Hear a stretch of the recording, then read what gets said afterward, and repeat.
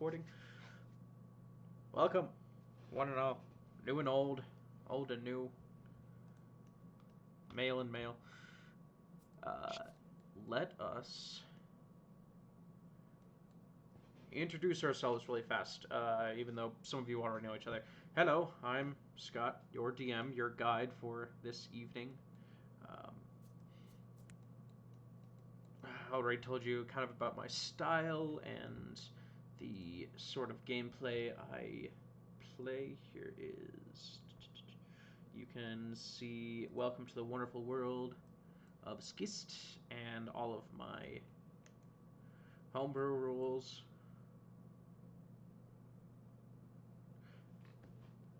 Something I should have also mentioned before. I don't think I mentioned this. About how I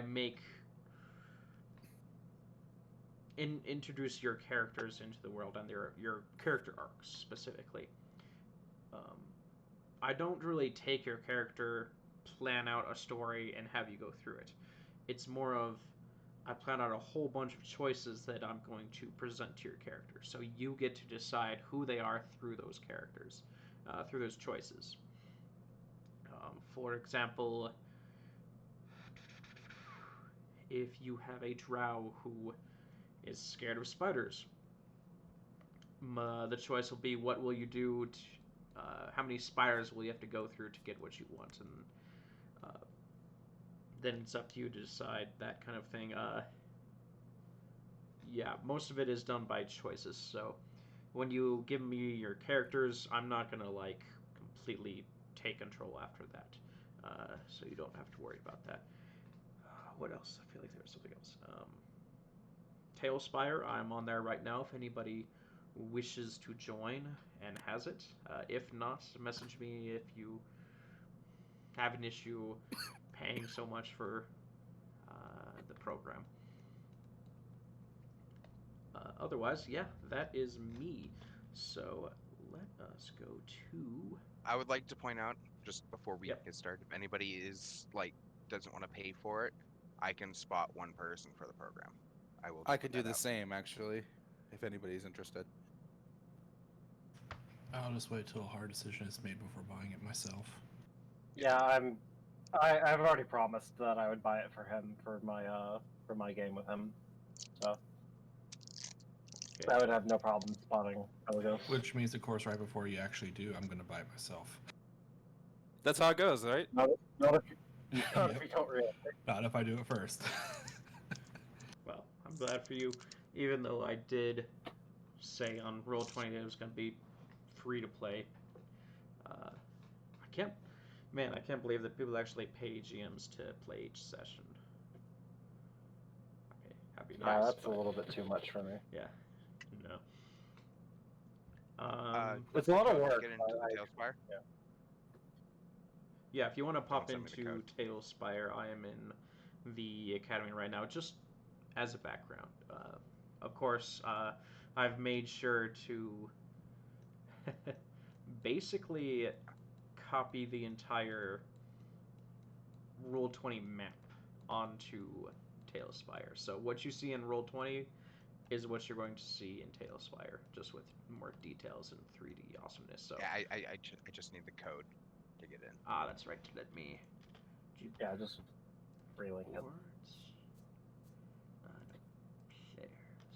I think I should actually just be able to join in. Yeah, once you've been invited once, you can just join in. Yes. Yeah, it didn't. The code that I was sent didn't work for some reason, so. I think it's a 24-hour thing, so... Ah, okay. Yeah, I've already made a couple really cool... I mean, this is my favorite thing that I've made, one of the main things, so... I've given you all a player to... Should be able to drag and drop it. I like how we each have a name called the DM. No, because I have it goes by tokens, and I've just made a blank the DM token for everyone. Okay. I disappeared. Yeah. There we go. Where is my... I believe you all else should be able to. Yeah. Oh, my mouse Actually, is starting to. even better, I have made, because I want this to be a place where you guys can hang out as well. So, let me go to main menu. I'm gonna exit out of this because I've made a copy of it in where everyone can be a DM, and you can make your own character. Well, you can put in your own characters, fly freely around the map. Let me players generate. I'm gonna chuck down the mini I was gonna use. Okay, now I'll try this one. Alright. Yeah, everyone who joins this one, I'm going to give you the role of GM so that you can explore the map, open doors as you will, and this will be like when I'm not there, you guys can hang out together. Or just have free reign to plan, so. Player, let's change you to GM. Oop.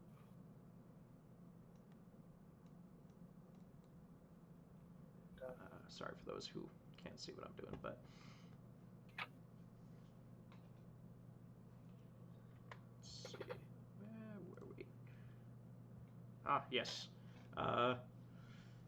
Fowl, if you would like to introduce yourself first. Just, well, players. Legos. Hello, I'm Legos. I'm the player of Foul Morning, the happy, unhappy cat. I really don't know what else to say. He's not that complex a character beyond. Well, I mean, he really isn't. He's just a 2-bit thug. Oh. His entire backstory is he's a 2-bit thug that just got arrested. Okay. And how many years have you played D&D? Let's go with that.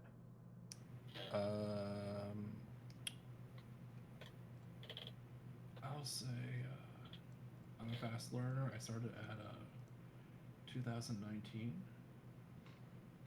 but I've been playing other things that have been with quite similar rule sets for about 5 years now, at least. I just never got into D&D itself until rather recent. But being thrown to the wolves during my first session and campaign made me a very fast learner. Okay. Austin. I play a tiefling known as Hope Morthos. He's a bit of a nervous wreck. Got a weird charm to him, even though he could not communicate to save his life. I've been playing D&D for about...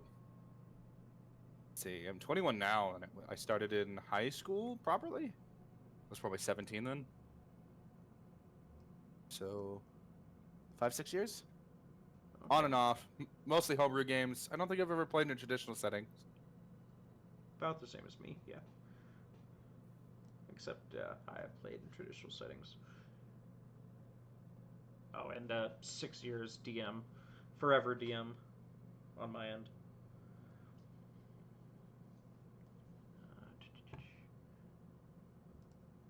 Let's go to Ulfgar. Hi everyone, I'm Surya, and I'm playing Ulfgar Frostbeard. I've been playing D&D for about like 3-4 years. Well, I mean, I was playing other TTRPGs like way back in high school, but then got back into D&D a few years ago, but I've really been started playing once the pandemic happened. For the most part, I've been DMing ones for my friends who basically from my high school. We kind of like started up again since we all had like the free time. But you know, after a bit of time DMing, I was like, I want to be a player again, so kind of joined up. As far as Ulfgar goes, Ulfgar is a peace-to-make cleric, a dwarf, very much on the older side. He came along with Raybar Bastille, realizing that Raybar and Ulfgar have the same kind of patron, and realizing that Raybar needs more guidance, particularly to temper his anger management issues, as well as like a bit of wanderlust. Okay. And then let's skip to Reese. Yes. So I'm Reese. I've been playing D&D for going on 4-ish years now. On and off, of course. But I play the character Raybar Bastille. He is a Asmar paladin who traveled with Ulfgar to the academy to kind of find his way and understand. You wouldn't really recognize him as anything special, except for his yellow eyes and black and white hair.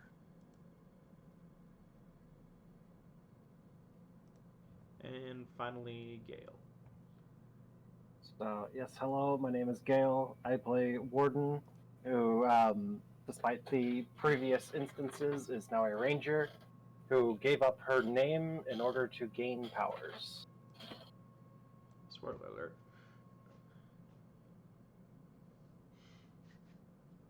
Okay. Now, let's see. I have broken Talespire. Give me a minute. No worries. I couldn't open the thing. That did so not just- take long. I know you were good at breaking things, but man. I hit apply whenever I hadn't changed the resolution yet. And now I can't adjust the resolution. Heh. So I need to do that via Steam. Yeah, Talespire is just going to be a backdrop for this session. Next time we'll really get into it, but for now, just Roll20 is fine. But to kind of clue everyone together, Ulfgar, Warden, and Raybar. They have already been through the academy for in-game about 2 weeks. Already got their mission, introductions to a bunch of other people in the academy, but the rest of you, Fowl and Hope, we're going to start the session off with you all. So you go into the academy and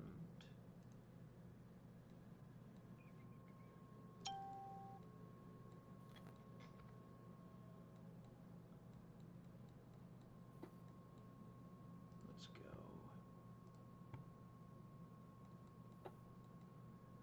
Yeah, this is fine.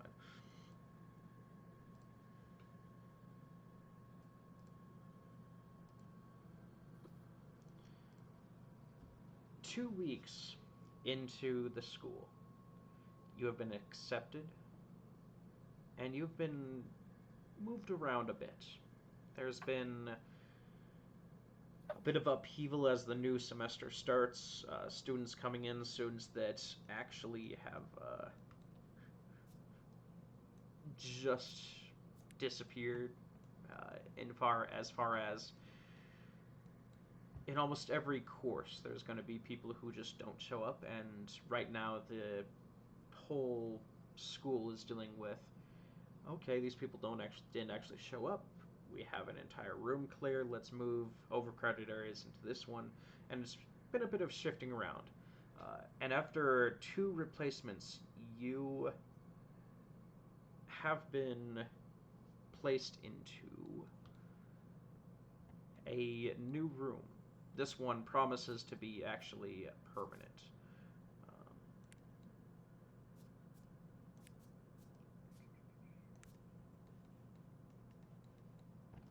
Let me move you guys to that room specifically.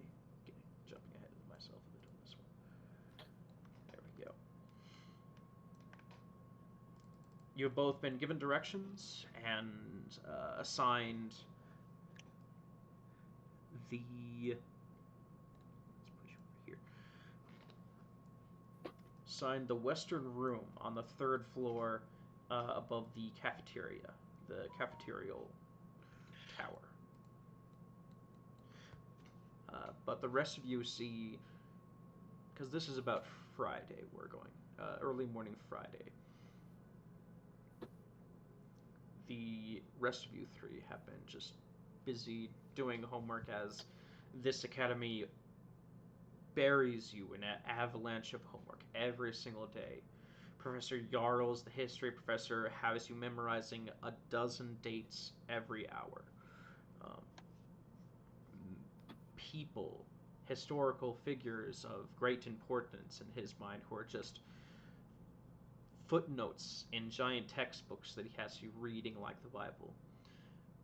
So it's been pretty rough, and it's only until the two have entered opened their room, the western side, that's at least been cleared out due to some people being there and then being expelled. It's only until they actually get there that you all notice that there's no people in the floor. So you guys can place your tokens down. That's your Right room. there with a green? Yep. Gotcha.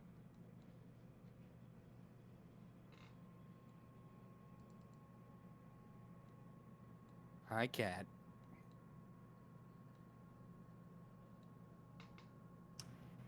Trying to do so, it's not letting me.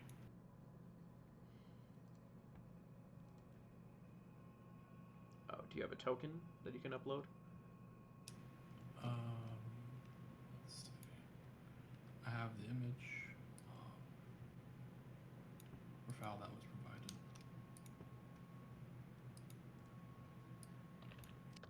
Let me make you a token real fast.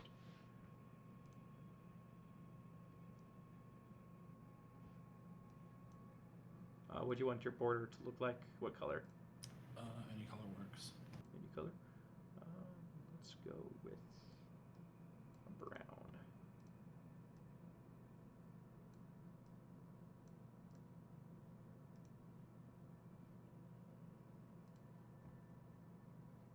And pictures. My library upload.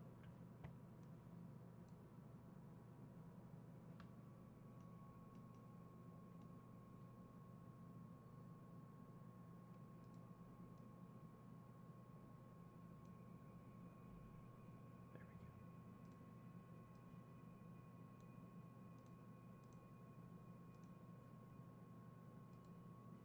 we go. Okay, that should work. Thank you.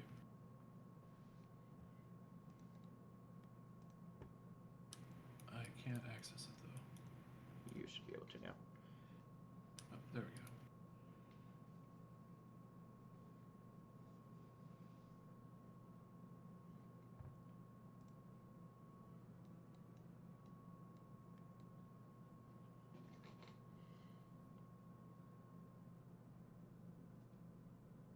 You're all free to mingle. Oh, okay. And also, while you talk, describe your characters. Describe what they look like and their mannerisms. Here, I'll go first. So, into the room, you see a lavender tiefling, short brown hair, horns kind of like a ram with searing gold eyes. He seems a little nervous, a little put off by the environment he's in. He's a little out of his element, but he's a little starry-eyed as well. He stutters a lot when he speaks, often failing to get to a point. But he at least seems happy to be here.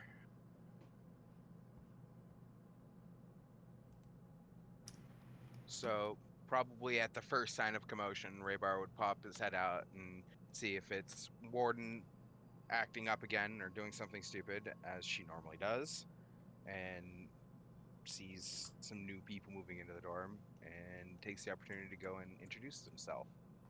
As Hey, he pot meat. approaches, Pot meat kettle. what? Pot meat kettle.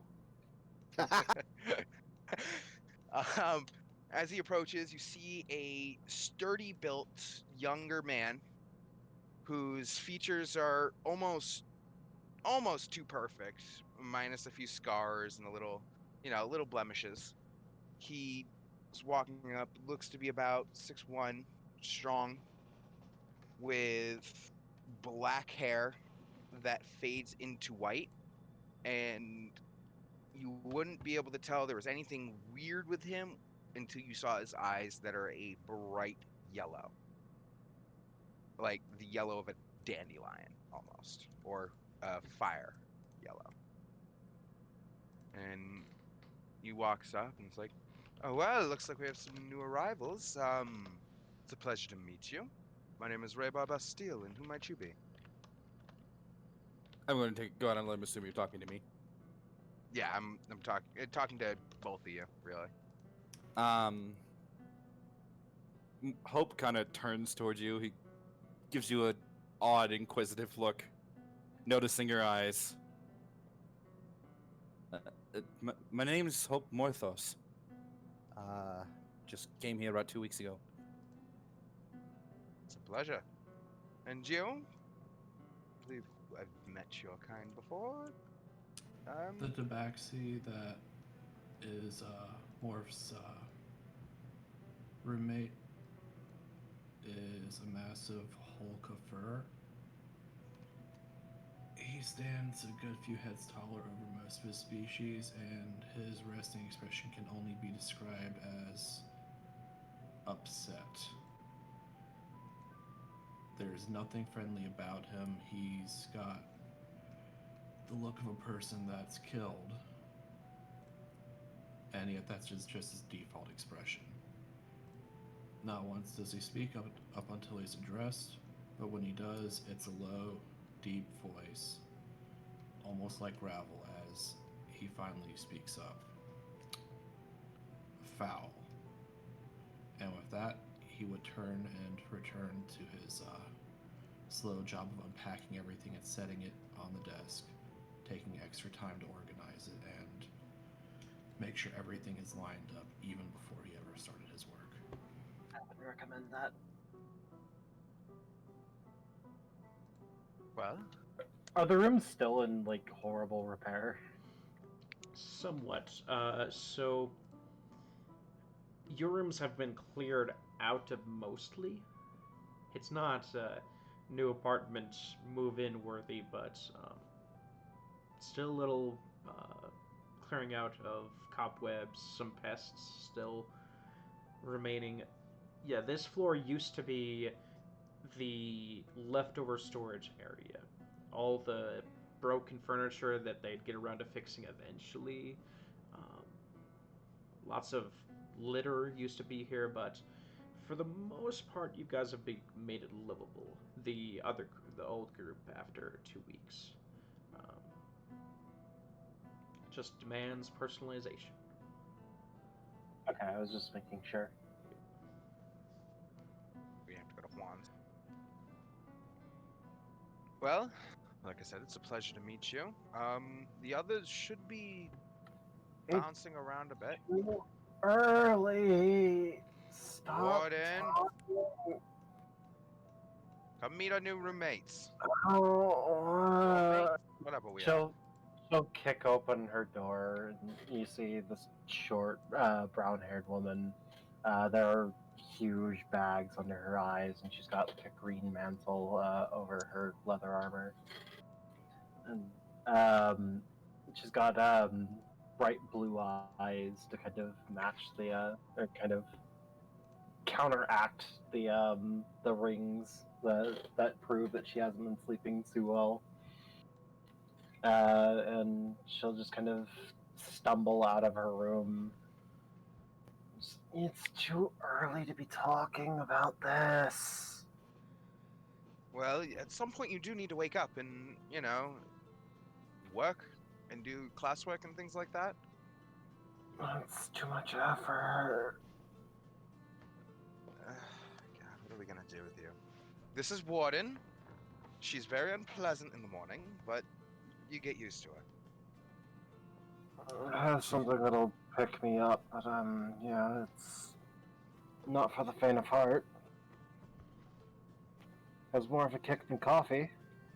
Yeah, no, I don't want any of that, whatever you've been growing. Suit yourself. Hope just kind of looks at Warden, a little confused. He kind of smiles weakly. Oh, okay. Anyway, hi. We do study stuff together sometimes, all the time.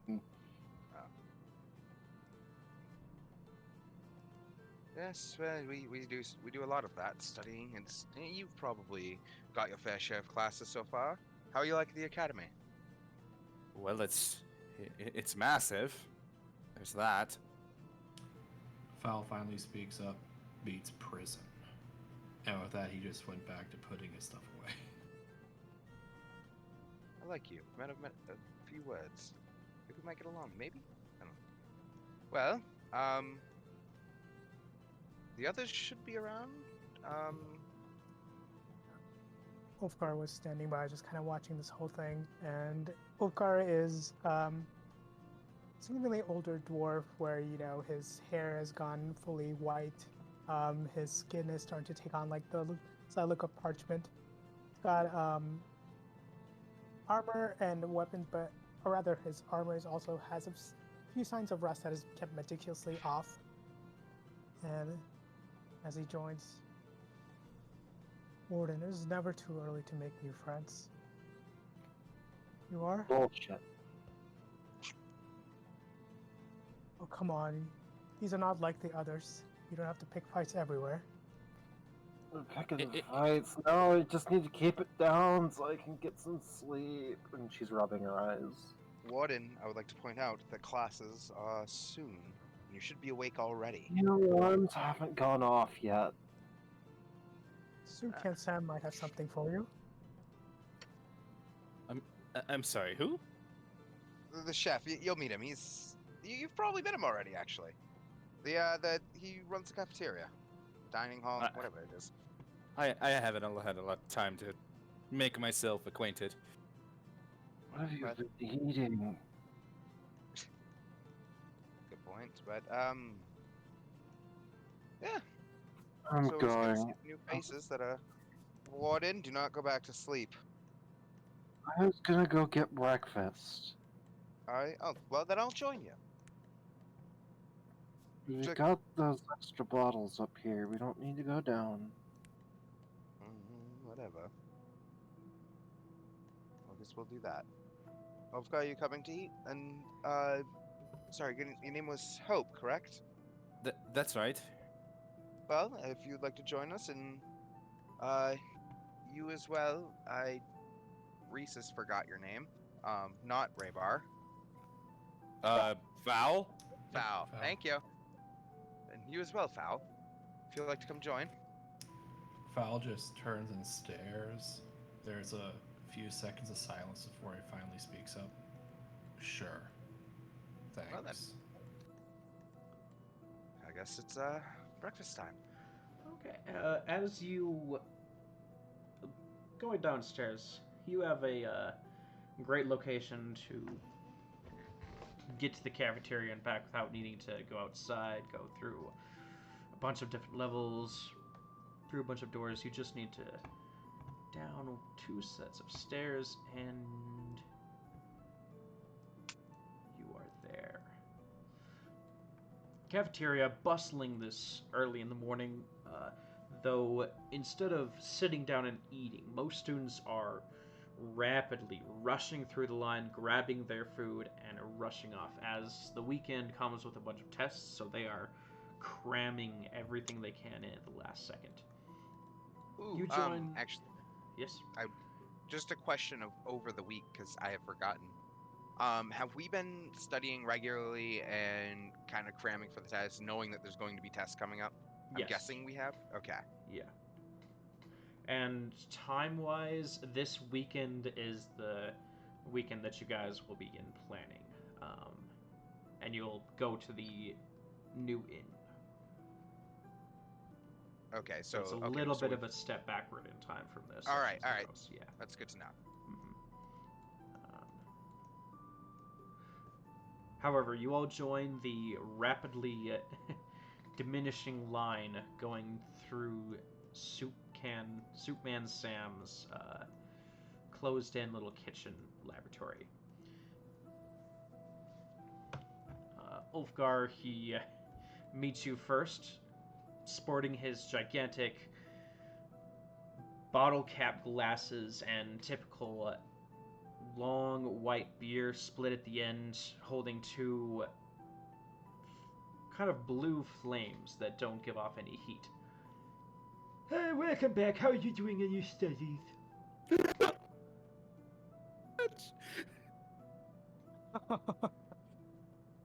Oh, Doing that the best bad, I I can. see. There's a two new people joining us. They Oh, haven't experienced your wonderful cooking yet. that's interesting. Usually, I mean, I would be excited, but there's not many return customers. Return customers are fun. I will always return for your soup, Sam. You oh, sucks. Here, an extra ladle for you. I excitedly take some. Yeah, this one is a kind of like a tomato soup, but as he ladles it in, you see that there are streaks of gold lining it, like some kind of honey, maybe? Swirls it, and it makes a nice, pretty good looking swirl. There you go. I take my soup and join Nathaniel while he's still here. Yeah. Right, because he hasn't been expelled yet.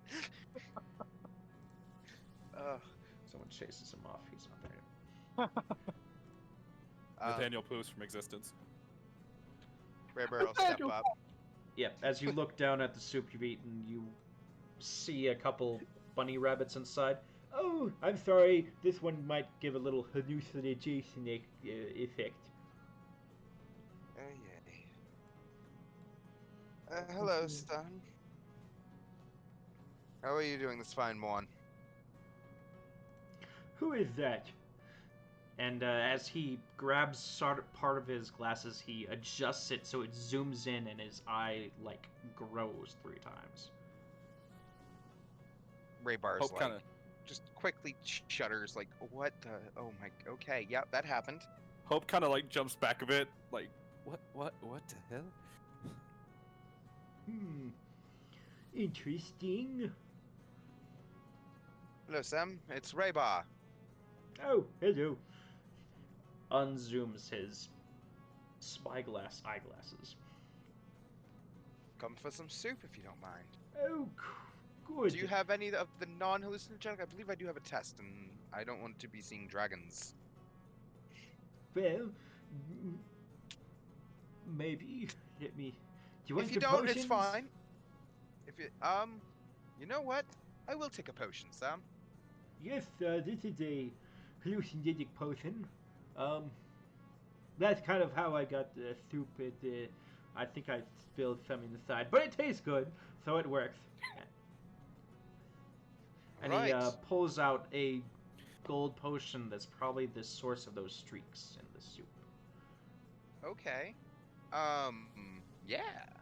So I'll pocket that potion Okay, and take the soup. sure thing. I do start eating the soup. Okay. It is as delicious as you remember. It is a tomato soup, but it's like the tomatoes have been simmered and aged. You have the Okay. richness of cheese inside of a tomato soup, and it is Soup Can Sam's typical, unreasonably good flavor. Okay. As soon as I start feeling the effects of said hallucinogenic, can I try to lay on hands and try to cure a poison or a disease? Okay. Would it work? I mean, it's not exactly a poison or disease, and at the same time, it is affecting you. I would say sure. In this case, it would work. So I get delicious soup and no hallucinogenic properties. Let's go. But I'll sit down and eat. I'll make my way up to the little counter. Hello, newbie. Hello, your name is. they Soup called Man you Sam. Good to know. Sorry, I'm not much for Sure. words. Tell him you want some soup, a pick-me-up, and a potion. All right. A soup, something to wake me up a bit, and maybe a potion. Okay, sounds good. Grabs a Make bowl, that ladles, too. ladles some soup out, puts a potion inside, just a random potion he grabs from a wall behind him, and then sprinkles some red dust on top of it. There you go. Oh boy. Thank you. Hope is a little confused. This is not how he's normally fed at home. Make that two, please, and keep them separate. I don't like my food touching. Oh, yeah, wait a second. Reaches down. He disappears from the little window that is where you grab all your food from. Literally 30 seconds later, he comes out, gives you a basket. That should do it. Oh, and he Right. puts some salt in there. That should do it. Sam, I'm gonna go wake up. And you look inside and you see that every single ingredient in the potion is separated by little liners. I'm just gonna slowly move to a seat, just sit down, and I guess start eating this mystery hodgepodge of soup that I've been given. I want to point out, did I hear what Warden told Hope to do and what Hope did and what this whole thing just transpired? Because I'm kind of like sitting near the window. You're sitting nearby. Yeah. Perception. Roll perception? Oh no. First roll of the session, let's get it. Nope, I didn't ask for no. perception. Oh, you didn't? Oh, Nope. okay. You would be able to hear it. Okay.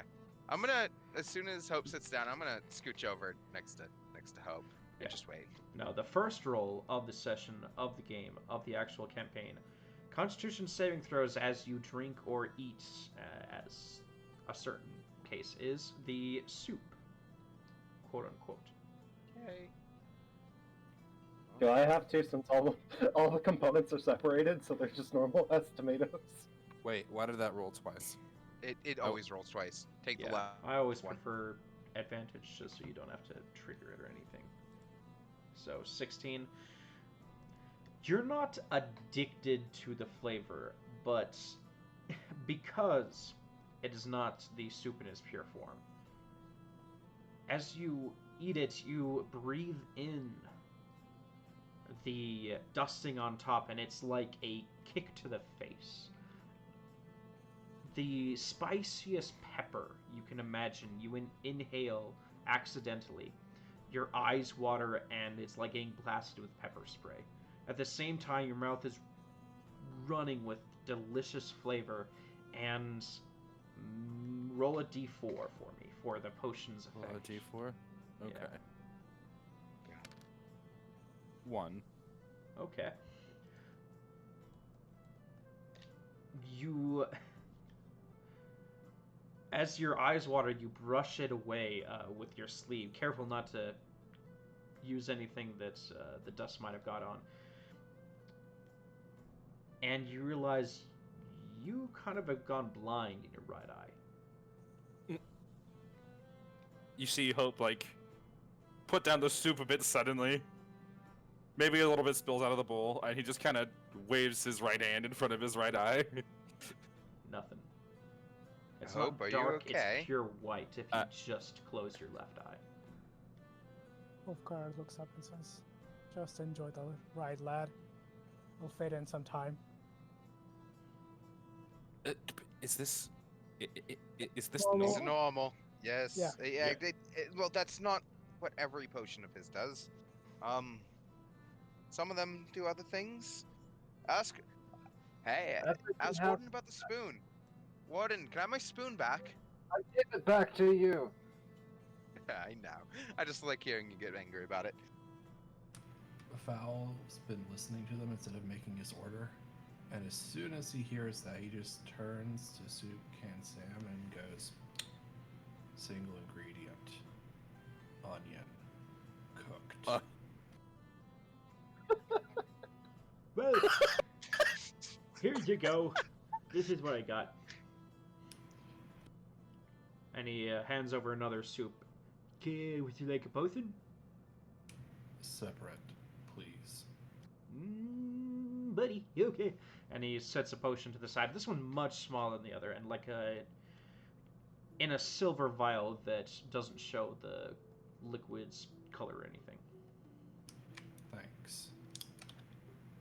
He barely mutters that before he slowly walks off, looking like he's carrying a bomb. Full, You hear it full tick, extension of the arm. No.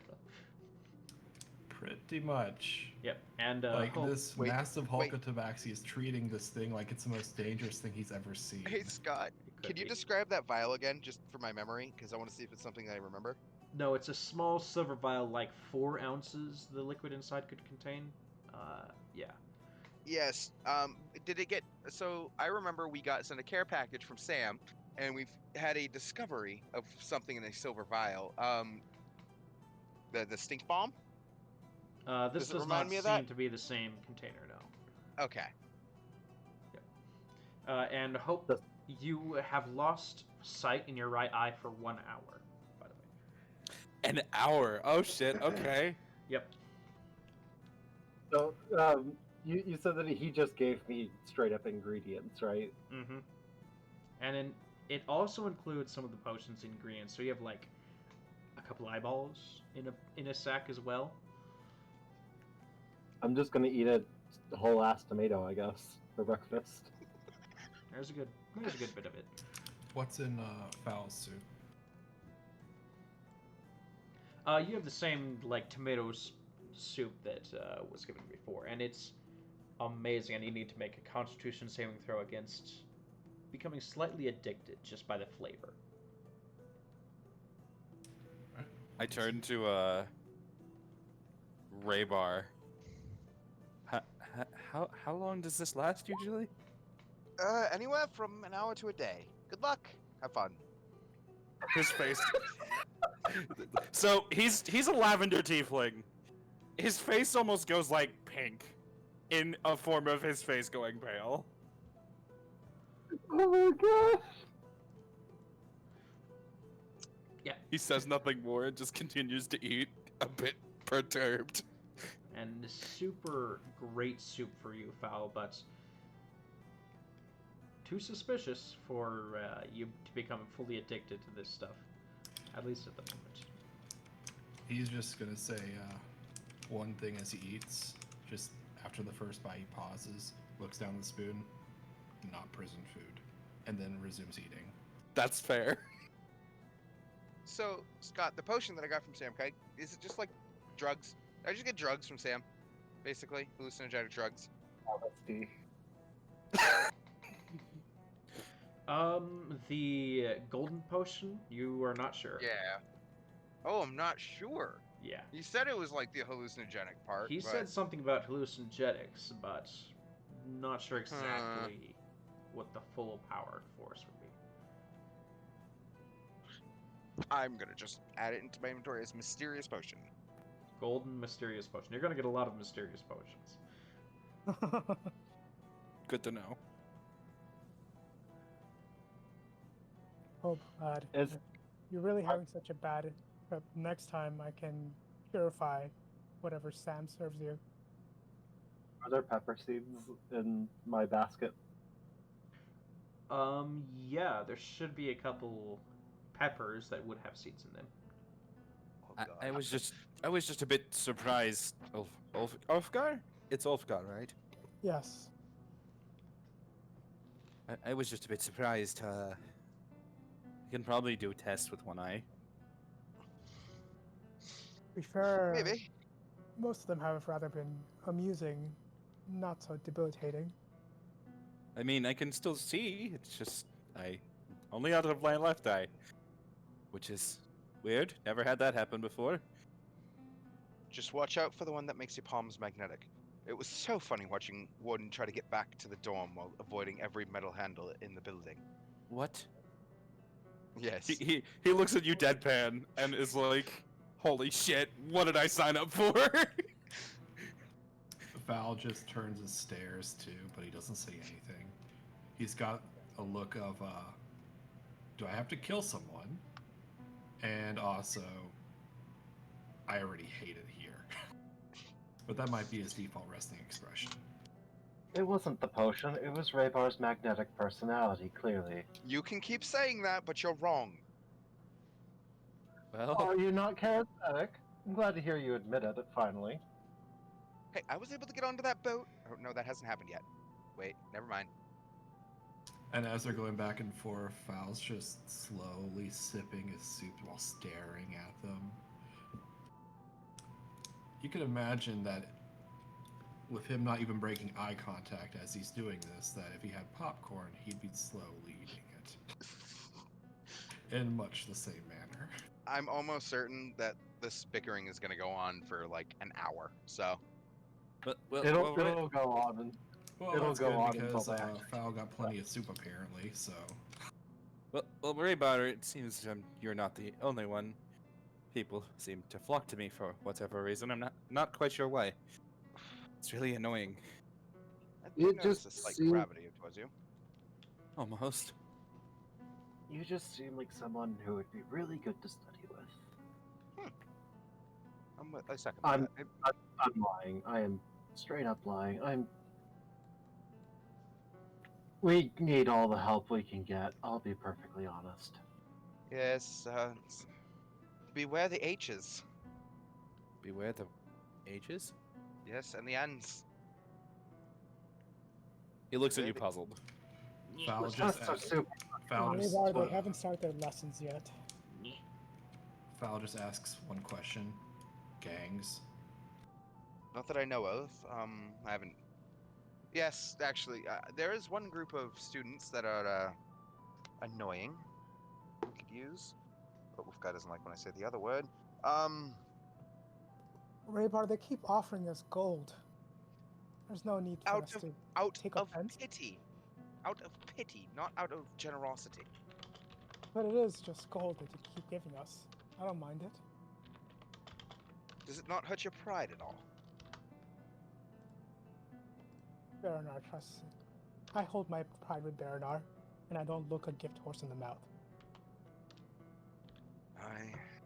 You are speaking wisdom, as you usually do. But, again, there is a...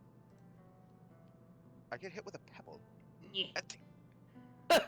You. What was that?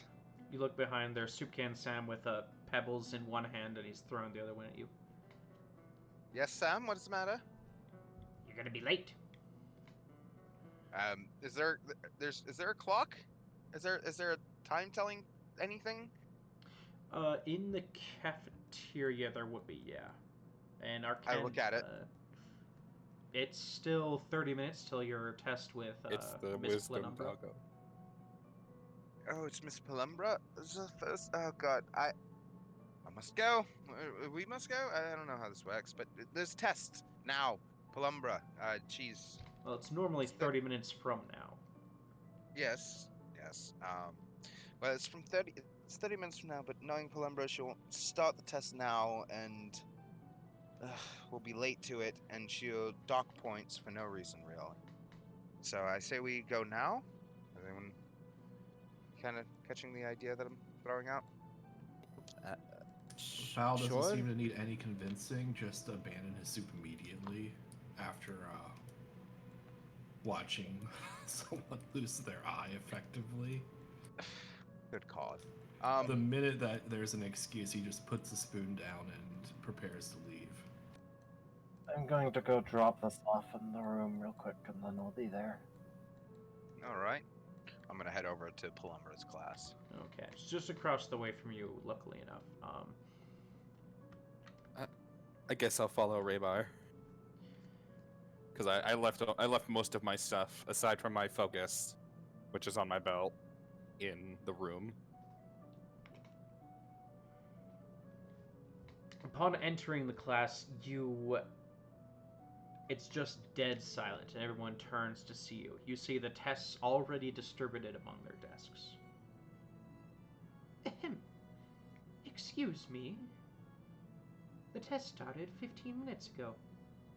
Please take your seats and good luck, she says with a wicked, kind of condescending grin. Warden will just yawn on her face. Val just walks up to one of the closer unoccupied places to sit and just slowly eases himself down. It's possibly difficult for him to actually properly sit in one of the smaller benches just due to his sheer size.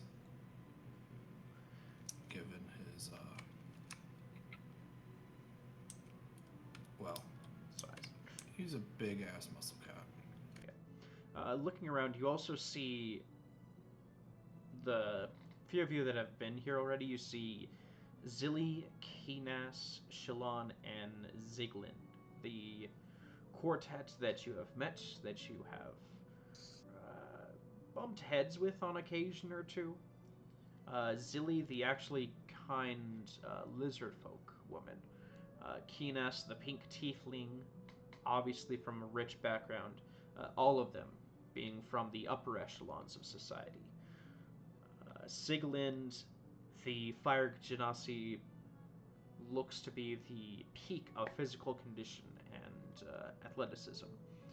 And then Shalon, the golden-haired, golden child of a high noble family and a kind of leader of the group, but no words are spoken as you get down to your tests.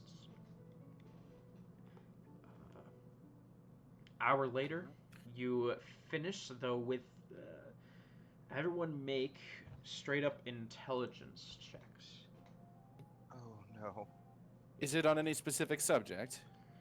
This is linguistic and just history of language, so not so much history and not so, it's just a straight intelligence for what you would remember Miss Planumber going over this week. Can I give an Gotcha. emboldening bond to people? Bravar and Hope? If you can do so without it being evenly possibly construed as cheating, maybe. It would just be me, like, muttering to Baronar, for example.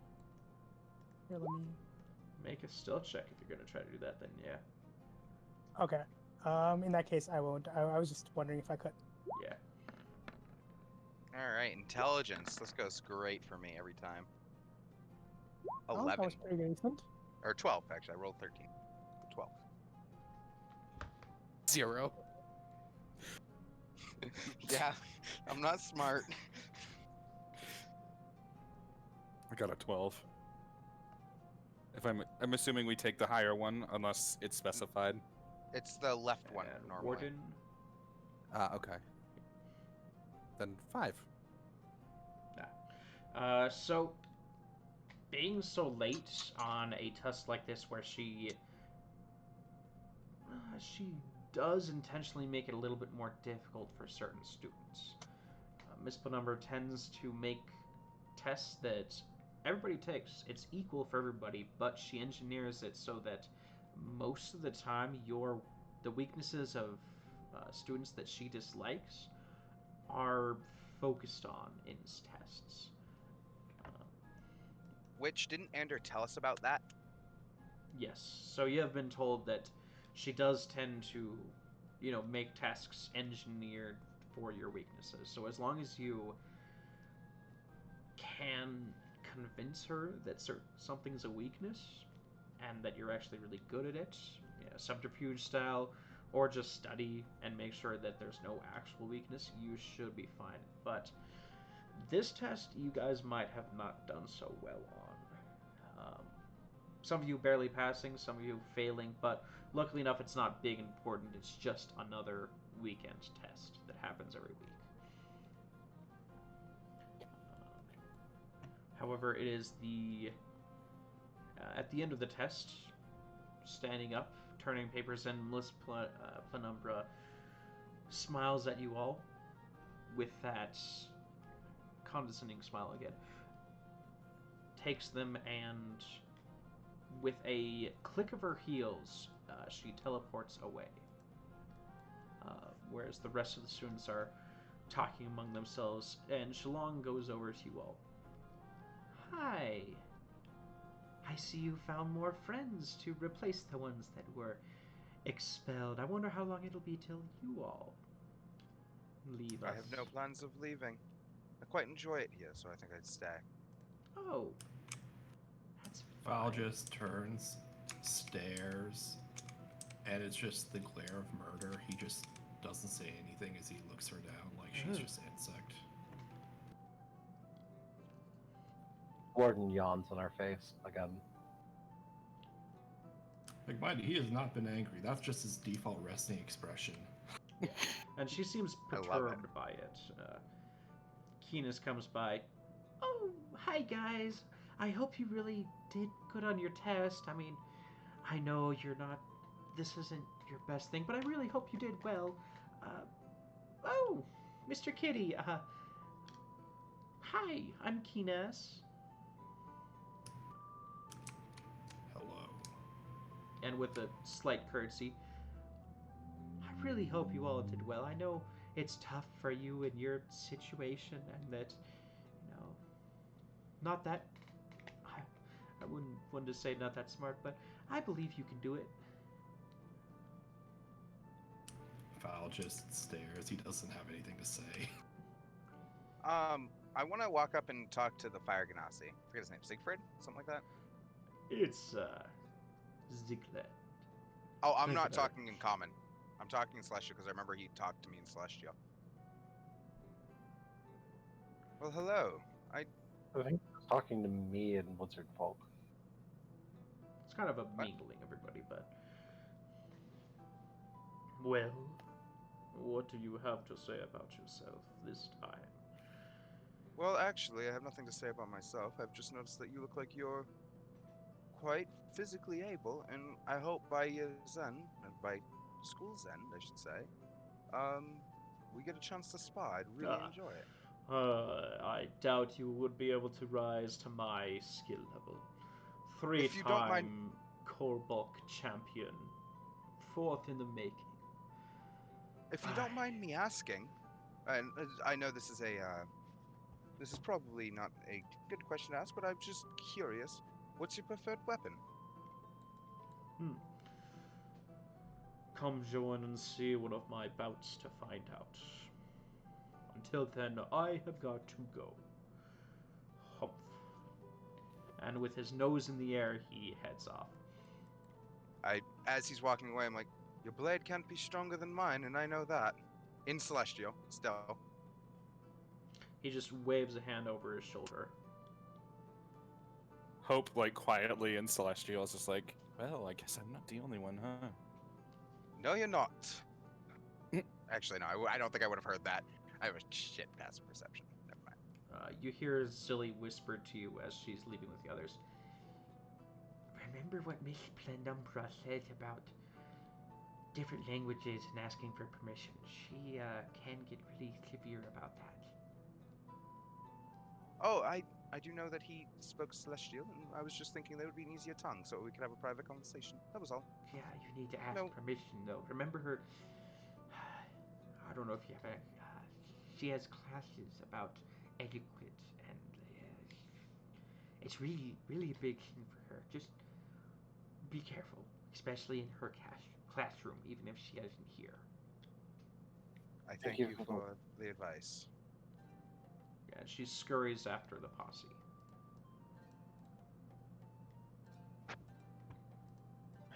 I hate them so much. Two of them are bad, and then the other two are, well... One of them isn't bad, one of them is naive, and the other two are just pricks. I must say, I wasn't expecting anybody else to be speaking Celestial here. I say that in Celestial, too. I turn around Raybar. and instant back into Celestial. Well, some of us are blessed with ancient tongue that not many know of, and apparently a lot more than I thought. But, yeah, it's not common. It's glad to have somebody else around that can speak this tongue. Let's take this outside. Do you just forget what Zilay said? Well, we are friends. back in common. Well, we are friends, so I thought that it'd be okay. Right? Are we not friends? Well, sure. Why not? But yes, let's get out of this room. I don't like it. What's our next class? Is it PE? I think it might be. I don't know. Yeah, so Actually, off the top of my head. the rest of the quizzes go without any notable events. The three of you already have your quests, and you have your mind set on it, and as the weekend starts, you guys will head off to that. But Hope and Fowl, you get called to the principal's office at the end of class. I wonder what's Just wrong. looks confused. Didn't hurt anyone yet. Meanwhile, Hope is completely the opposite and just incredibly nervous. Okay. So in a separate building, in a separate tower, you all go up the staircase and up and up. You pass by all the glittering gold of a more wealthy dormitory than the one you are currently living in. This is obviously where, like, the other group would live. This is where nobles go to rent and live, with chandeliers and champagne and room service, especially. It's like a 5-star hotel, but at the very top, you emerge into a stairway that kind of transfers from a teleportation circle to a doorway. And as you knock, the circle flashes, and you find yourself at the bottom of the stairwell.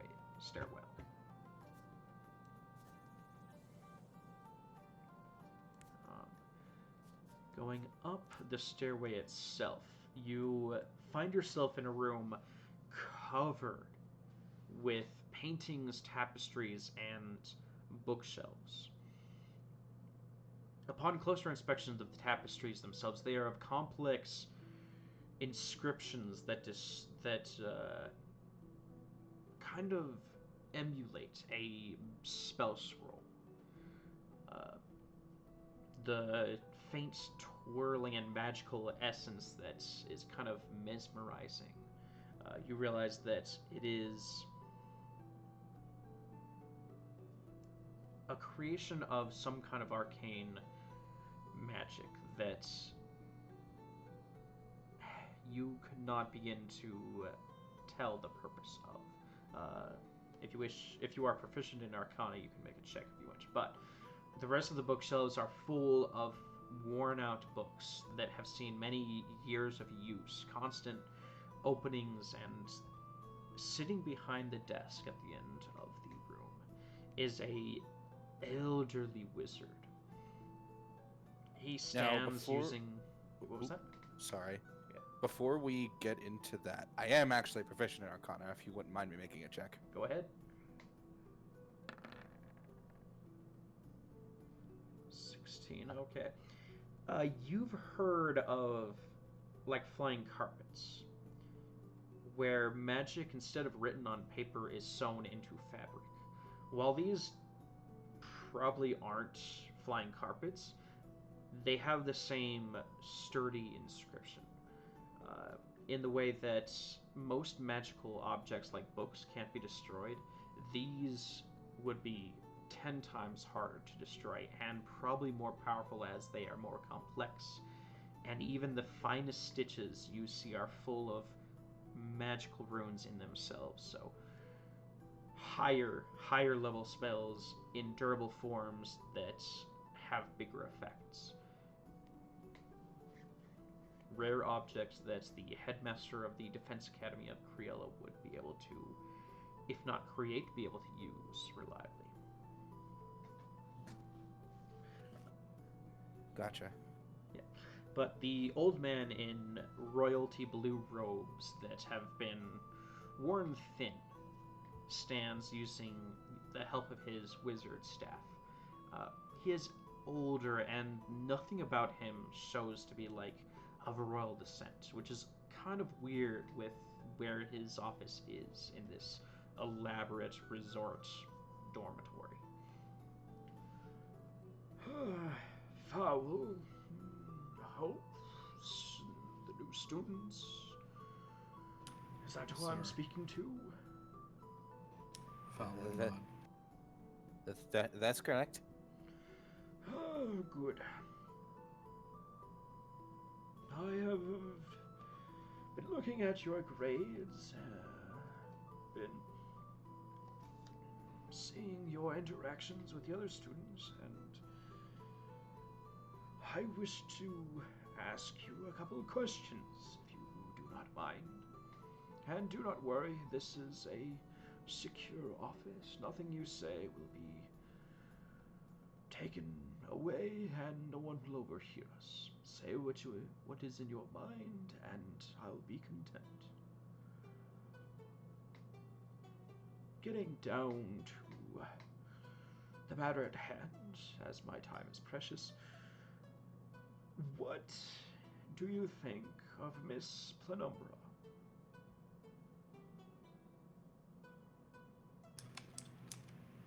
Fowl just shakes his head, unsure.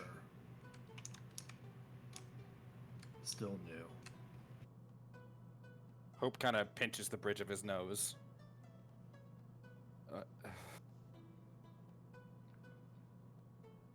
She's a bit, shall we say,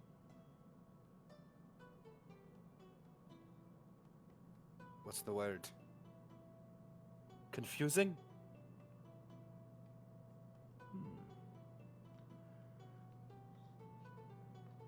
Well, you are relatively new, so I would like to take advantage of that to tell you of this situation that I am in, if I can trust you.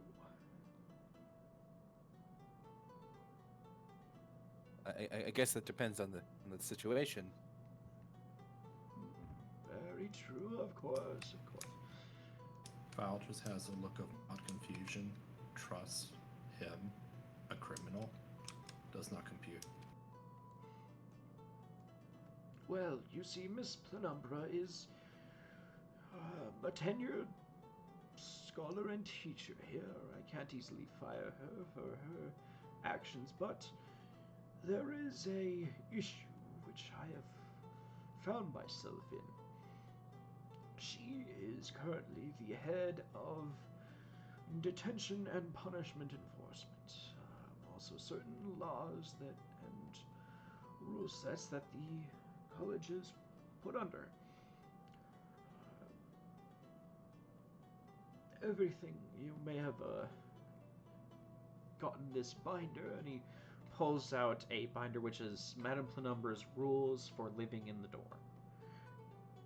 And it's probably 500 pages long of just rules.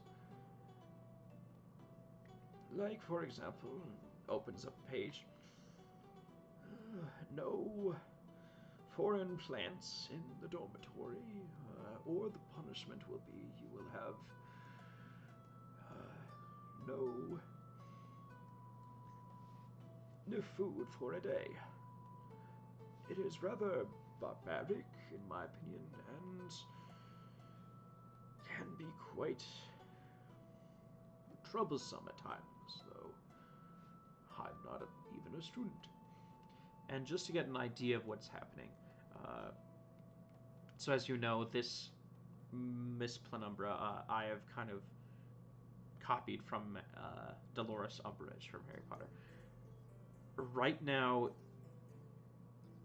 this book is like all the rules that she has posted on that wall. If this were a copy paste from Harry Potter, you would be entering a school right in the middle of that rules. Miss Dolores Umbridge going crazy with her power. Is this... I know one of the students mentioned foreign language rules. Is, Yeah, is this related? certain things like, yeah, he flips over to another page. Those who talk to another student outside of common without asking permission from the other student will be subjected to writing the phrase that they wish to have said to the other student 500 times in on the chalkboard and under her class.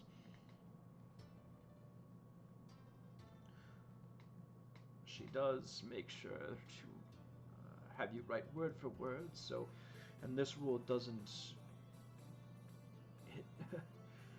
it doesn't describe length, so if you talked for a paragraph's worth of sentences to someone else with a different language without asking for permission, I think I still have a student writing down something that they said for a week ago. His studies have subsequently been punished severely for his busyness, for not being able to study quite for the tests. You know how it is. And he is on the verge of being expelled. You see, I need you to know what you're getting into before I tell you more.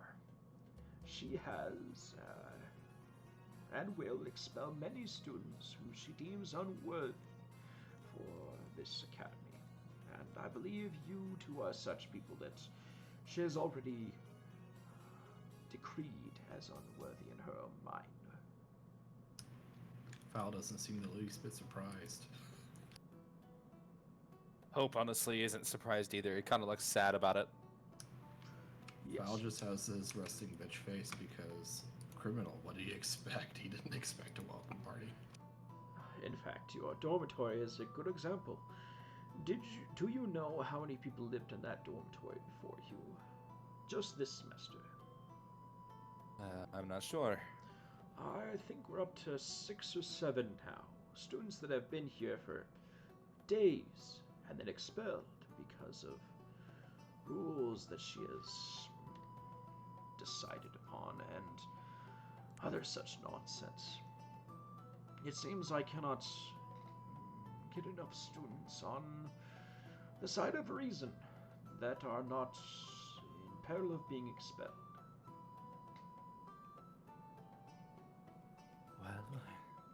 Well, that's reason enough for us to get, or at least me to get involved.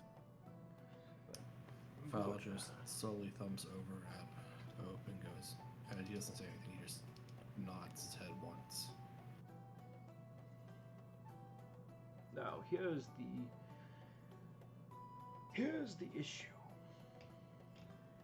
I cannot do anything to her in any form to sabotage her due to a contract that I was forced to sign. See, upon her hiring, she was different. She was actually a great teacher.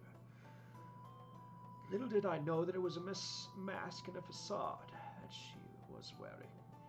I had no idea of the demon that lived within her. When she first started out, she was great.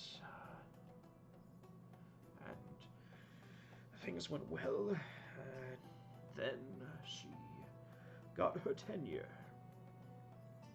You know, I cannot fire her without a long legal battle. And she said before I offered her tenure, just to make sure she didn't leave, but she said that she wouldn't stay unless she had a little more incentive to stay. And so I asked her, what would it be? What could I do to let her stay? And she said she wished to lead in the detention side of it. It was weird, but I was okay with her request. She put up a long legal document that I signed, thinking she would stay on for another 10 years and I wouldn't have to hire a linguistic professor for decades to come. As much as I am the principal, I'm not a fan of all the paperwork and everything that comes with running a college. I prefer working for my own studies. So, to my folly, I signed the document. It had many clauses in it that said I couldn't sabotage her, which I thought was silly. I wouldn't sabotage her until she showed her true colors. And now we're here. Now we are here, a year later, and I've already seen the college suffer. I had taken ownership of this place and ran it in hopes that many people would find the sources of discovery and seek hidden knowledge the way I have, and other such things, but now it's just become a factory for rich people to push out more rich people and gain renown without actually having to work as hard as we used to. The problem, you see, is I could easily have found a way through the contract by now. Dozens of ways, but the thing that is keeping me from outright breaking it, she happens to have blackmail against me. A book that I wrote many years ago when I was younger and a little foolish. She has hidden it, and as long as it remains, I cannot destroy the contract. If it were to disappear, I would at least be able to take away her privileges of detention and rule-making. I wouldn't be able to fire her due to tenure and legality, but I would be able to make it livable, the college, for folks like you and me. I would actually be able to study my craft and hone it better. In fact, this is a lesson you all should know, that you should never stop learning. Never stop delving into the hidden knowledges and uncovering hidden truths. I've been stopped because of all the requests of expulsion and paperwork that she has forced upon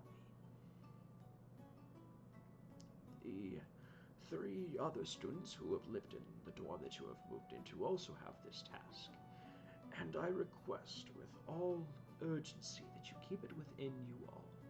You 5. No one else. Well, that's fine with me, but I do have to ask, what's in the journal? I cannot say. And I implore you strongly not to even open it. It's a black journal with my name written upon it, and the book, if you destroy it with the spell that I've given the other 3, if you do so without reading it, without opening it, I will be eternally grateful. You see, my issue with the contract as it stands now is I cannot hire a professional to destroy the book. I have no record of either of you being adventurers or taking on jobs, so my hands are tied to asking help of those who are not experienced. And I know you will be curious to see what's inside. But for your own good, I suggest you don't. Hope seems a little put off, but says nothing more. File nods in agreement. He was never interested in the book to begin with. Thank you. I believe they've gone to some inn in the forest. If you go there and join up, you may be able to come up with a plan. I'll be watching from a distance, but I cannot help if you get into trouble. If you get caught, Miss Penumbra will most likely expel you. And I dearly hope that you do not expelled. Do you have... We'll figure something else. Yes. Do you have any questions for me?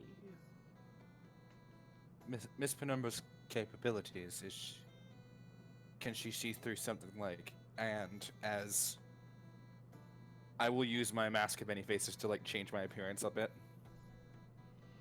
Something like a disguise self spell? There is a reason why she was hired to one of the most renowned colleges in the world. She is powerful and smart and was able to fool me. If she is smart enough to outwit me, she must be able to spy through disguises and know when something is going wrong. I believe she's already starting to catch on to your friends, and that's why many of them have been expelled.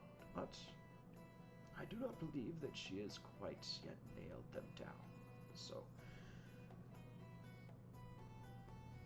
Okay, well...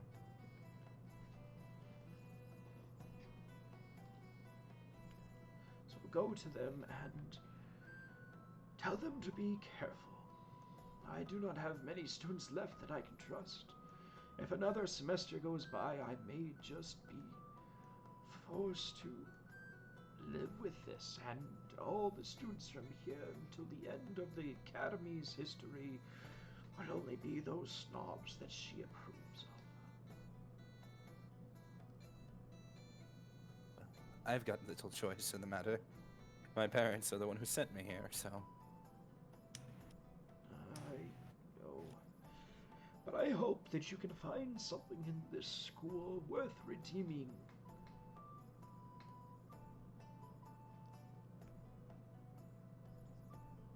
Foul? Any objections? Val just shakes his head. No objections from him. The principal scribbles something down. This is the location of the inn. You should be able to meet up with them and give them my warning that she might be onto them. Good to know. And with a nod, he gestures for you all to leave. Hope takes the paper. Makes his way down the stairs. Val just quietly follows.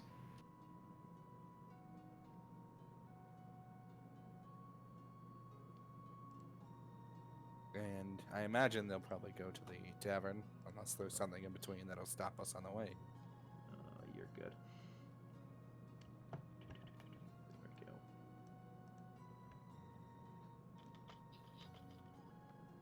we go. Would we have, tried to get them involved? Warden might have suggested it, but I don't know if Raybar and Ulfgar would fight on that. I was a little hesitant. Raybar was a little hesitant, but he would kind of have an idea of doing that because they seemed not quite like everybody else in the school. Warden would have left a note then. Yeah, so you have been basically sworn to secrecy with that, so probably wouldn't outright tell them, but they would have this. We're going to fast forward a bit in time, so just as a weird thing. So it's going to be Sunday afternoon after the three of you have met that chef, followed him onto Miss Penumbra's ship where she lives, investigated a bit, and then came back, and that's when, after coming back and... So we haven't done the second trip to the boat yet? Let's see, this second trip would be that same day, so I believe so, yeah. Because we spent most of the day in the library, Well, and then... we actually wouldn't be able to do that second trip because Dad relied on the druid wild shape. We don't have Warden is now a ranger. Yep. Right. That's kind of the issue. Okay. I mean, I can roll a stealth check real quick. Well, so what you have is so we're gonna replace that with the library. So you guys had Sunday. You went early in the morning to the Angel of Wastes, the tavern where the twin sisters lived, and talked to the chef. Followed him to the ship. You would have seen what the ship looked like, what it was comprised of, and then after leaving, going to the library to research certain things. So, including the floor plans of the actual ship, the blueprints of it. Upon getting a copy of those, going back to the inn to have the gigantic brainstorming brainstorming session, and that's when the other two would come and knock on the tavern door. We're in the big room, right? We were back here. Yes, and the two of you, the Angel of Wastes, is in the middle of a rugged area of town. So many parks are in the gigantic capital city of Criella, and one of the more wild areas, in the middle of it is a giant stump of a building where the entire outside is covered with bark and very little exposed wood, but there's a entryway that you can tap on.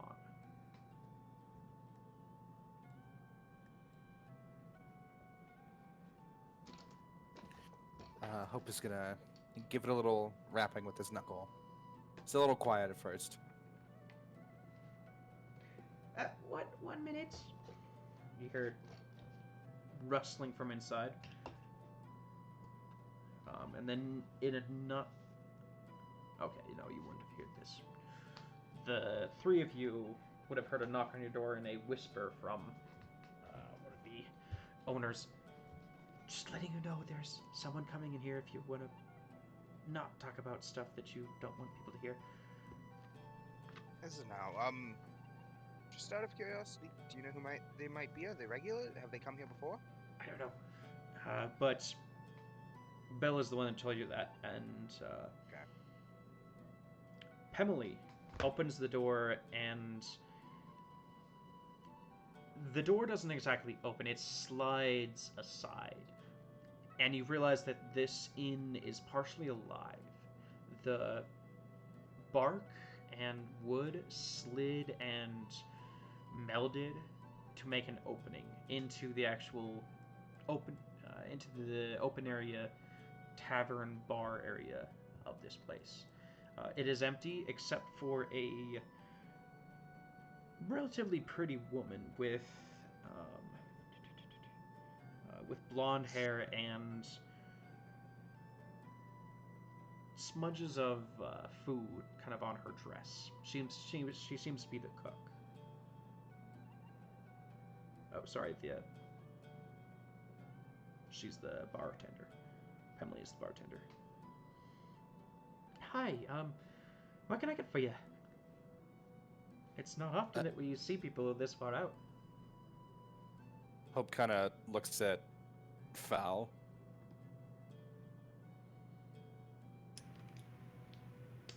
Foul just looks back at Hope, shrugs, and just turns to leave. He kind of figures he's not welcome because of the reaction. We were given this address. Emily, who is it? As another woman comes from the back, identical in every single feature, height, everything except for the hair. This other woman, her hair is dyed green, and she's like, "Oh, hi, I'm Bella. Welcome to the Angel of Waste. Please take a seat, and I can cook you something up real fast. It's a bit of a trek all the way out here." Well, we were given this address. I think we're meant to meet someone here. Oh, who would you be meeting? Maybe we know them. Hope's gonna describe Raybar.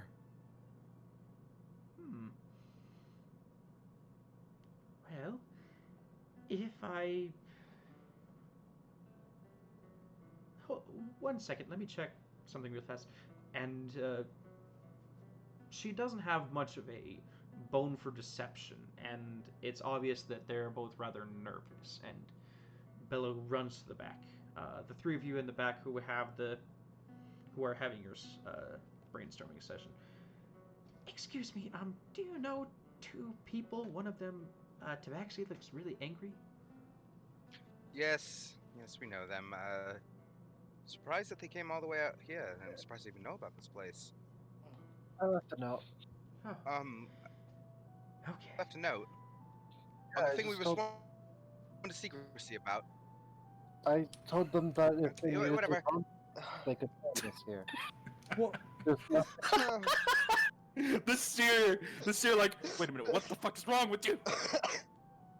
Okay. Gordon, you well, simply meant to increase foot traffic, right? Foot traffic to the tavern. That was it. I didn't give them any details. I just said if they needed to Okay. find us, Shh. Let's go talk to them and see why they're here. they're the one that's Gee. freaking out about it. Yes, I know. Okay, let's go talk to them. You see, for a moment, you see just pure panic on Raybar's face, and then as soon as he says, okay, let's go talk to them, it's just pure calm. Let's go talk to them. Let's see what they need. I just imagine the panic meme. That's exactly what I much. thought about. Yeah, pretty much. No, it's more the woman that's like, the what? Oh, that also fits here. But Raybar takes the lead in heading into the bar. Yep. Bello's there. What can I get for you while you wait? I'll just have. Water. Yeah, I'll go with the same. Okay, sure thing. Come right up. Foul is probably not helping. You know, I did say if you needed us, do you need something? Gordon will kind of ask as she walks around the corner. As we kind of, we're walking around the corner. I'm like, hello, you found us. Well, why don't you come sit down? We'd rather. Excuse me, Bella, would it be okay if we brought the water into our room so we could chat? Sure thing. Yeah. That would be awesome. Thank you. I assume we're following you, Raybar? Yes, come. Let's talk out in our room that we have. And I start kind of heading back towards the room so we can be at a prying eyes. If there was any here, there isn't really, but Hope he's kind used of to taverns, follows lost people. quickly behind, just kind of tapping at his leg nervously. Fine. Why are you freaking out? No reason to freak out. You'll find out. About what? Just I'll tell you when we get to the room. Yep. And so, yeah, I'm heading back to the room. Yeah, I follow. I'm gonna plonk down my mini too. Alright. Just kind of move him over to the bed. Close the little room, kind of cramped with all of you in there. But there is a desk Sitting where in you his can chair. place the plans. So, I heard that Warden left you a note telling if you needed anything, come get us. What's up? Oh, I didn't even see the notes, and Then how did you... Oh god, this is gonna get fun, isn't it? How'd you It figure out is. where this place is? well, Fowl, do you want to explain that? Left Foul just no. turns, stares at Hope. No. Oh, all right, and he just kind of produces a small sheet of paper. The principal sent us here. Oh, did he now? Because it would take too many words for foul. That's why he said no. Is there any particular reason of why? I believe it's for the same thing that you all are trying to do. What are you all trying to do? A journal. Black with his name on it. Okay, they know. Yes, we're trying to destroy a book. And you were panicking about the why? Do I look like somebody who handles these kind of situations Thought very well? you him. Warden, I don't need it right now. You Okay, need a voice of reason always. completely ignored Warden on that statement. So, you know about the plan. This is what we know so far. And I lay out everything on the table, and with the diagram, I explain the ship, I explain what we've done that day. I just kind of give the shimmy. So, right, you don't know. Yeah, so we talk to the chef and all of that. Show the layout of the ship, give them an idea of what we're doing. We don't actually know where the book is stored, but Well, that's annoying. pointing to the map, it could either be there's a few different places. It could be in this upper hold here, or even this more front and bow, which is even more reinforced. Or there is a tower that they have.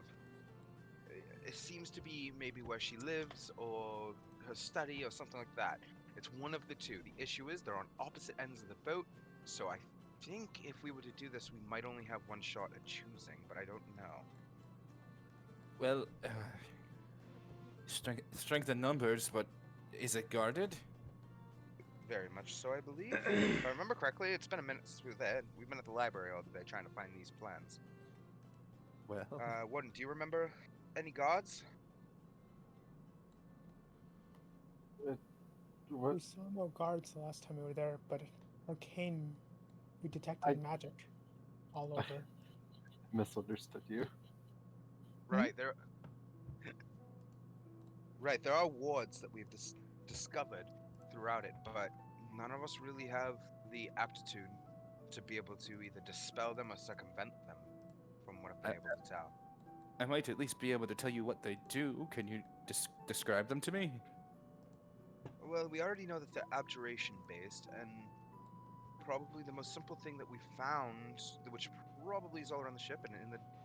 Did it say in the plans that it was the alarm spell specifically for hull breaches? Okay, so about the plans. So this ship used to be a transport for like banks and everything. All of the gold and jewels and stuff that Be right back. had to be held securely, even if pirates boarded the ship. So the front end is locked down and vaulted. The rear end has been reinforced as well.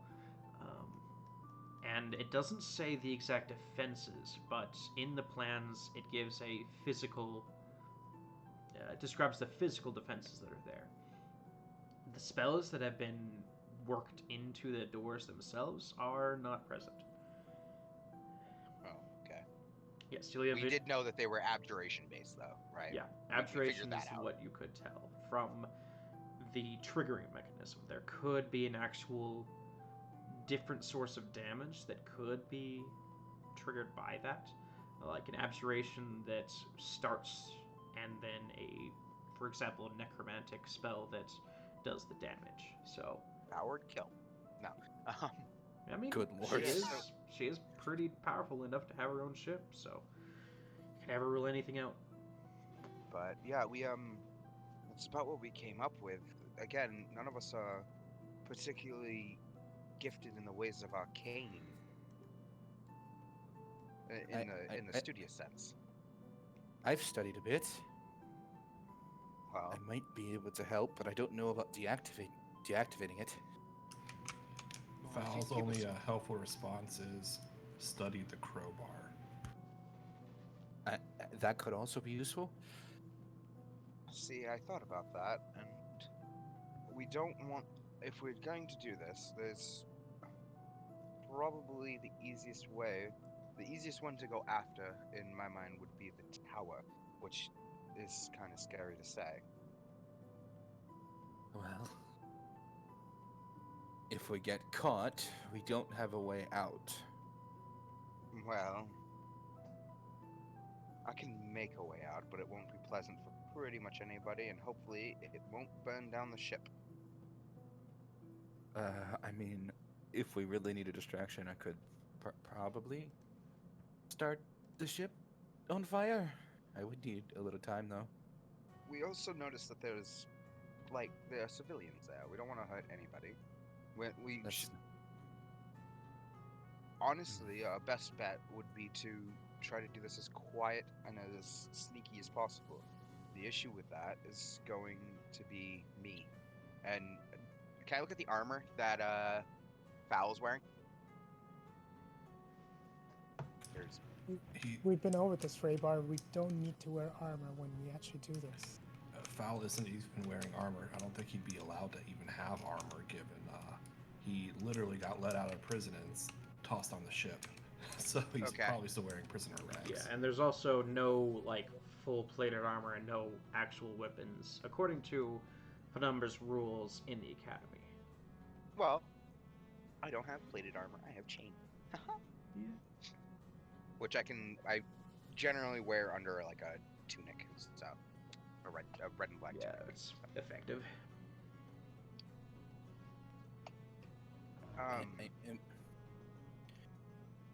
Some of us can, or at least I can, at least defend myself without any weapons. But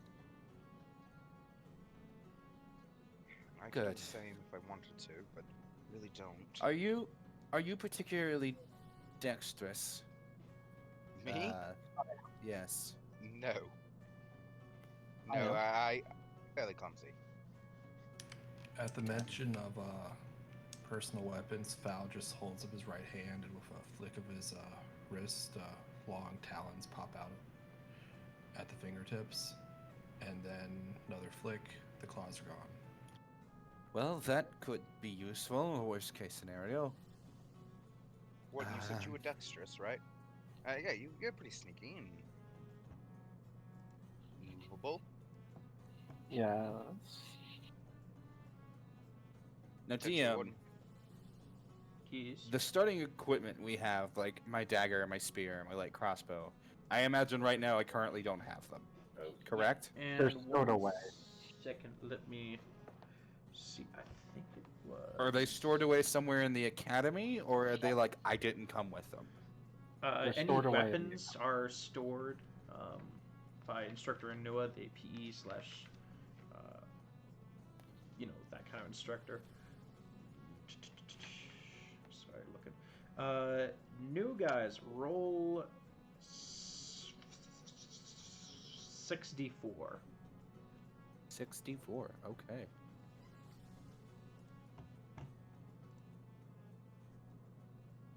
Okay, there's 5.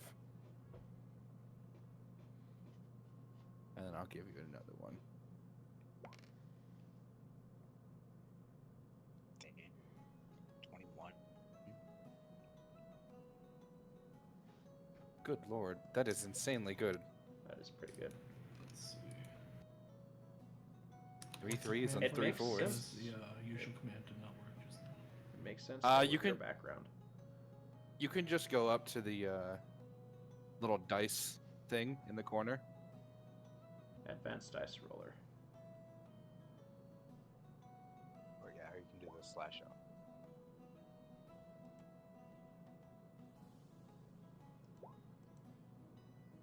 Makes sense as well. So that is your starting gold. So 210 gold for hope and 120 gold for foul. Minus about 50 gold for all of the equipment, all of the travel, all of the entry fees, and everything that you had to do to get into the academy.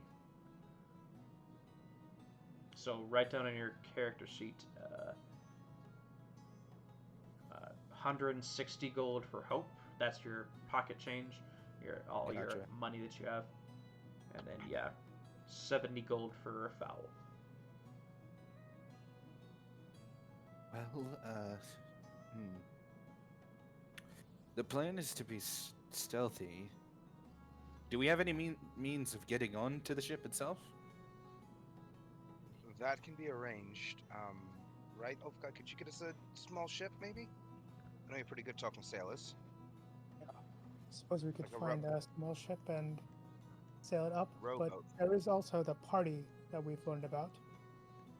Right, there is that party. But Party. yes, she's holding a party. DM, forgive me, it's been 3 weeks. When was it? Was it the next weekend Sunday. or was it Yeah. next Sunday? Okay. She's throwing a party next Sunday. We could use that as a distraction, but it's also a little bit more risky because there's more eyes looking at us. Well, maybe for some of you. And Hope kind of uses his mask of many faces again, transforms into like a human, rich clothes, that kind of thing. Still his height, eyes like a blue color. Well, that's useful. I might at least be able to. I might at least be able to distract. And I'm less conspicuous like this. Tieflings kind of stick out like a sore thumb. Especially ones of your color. Not only lavender, right? Is that a rare color? I forget.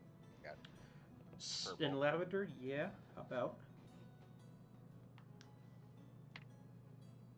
Yeah. Well, that is very useful. I don't really have any means of sneakiness.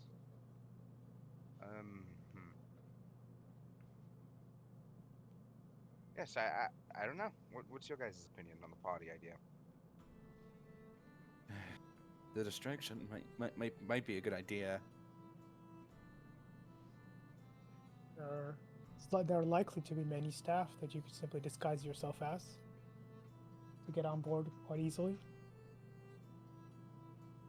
Oh, could you do that to other people? I'm afraid not. That's exclusive to myself. Hmm. However, I can create minor illusions if we wanted to go that route as well. I have a feeling she'll be able to see through any minor. Well, this is a bit stronger than a minor illusion, this disguise, and he drops it. But I think she's going to be able to see through it. I'm not concerned with her seeing, I'm concerned with blending in. Fair point.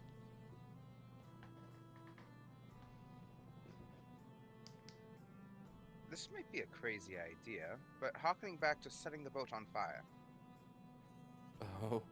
Okay. I think I know where you're going with this.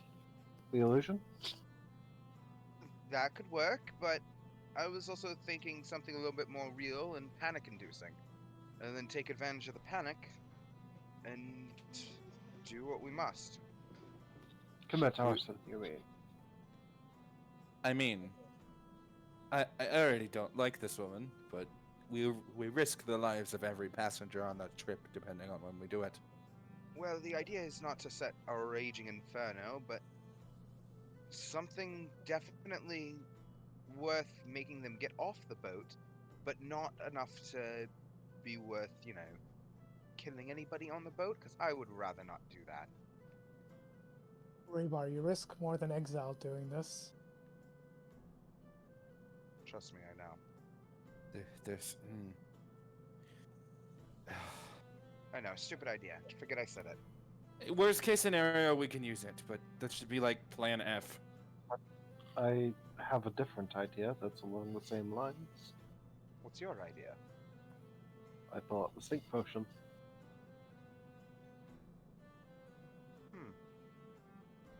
Spike the drink?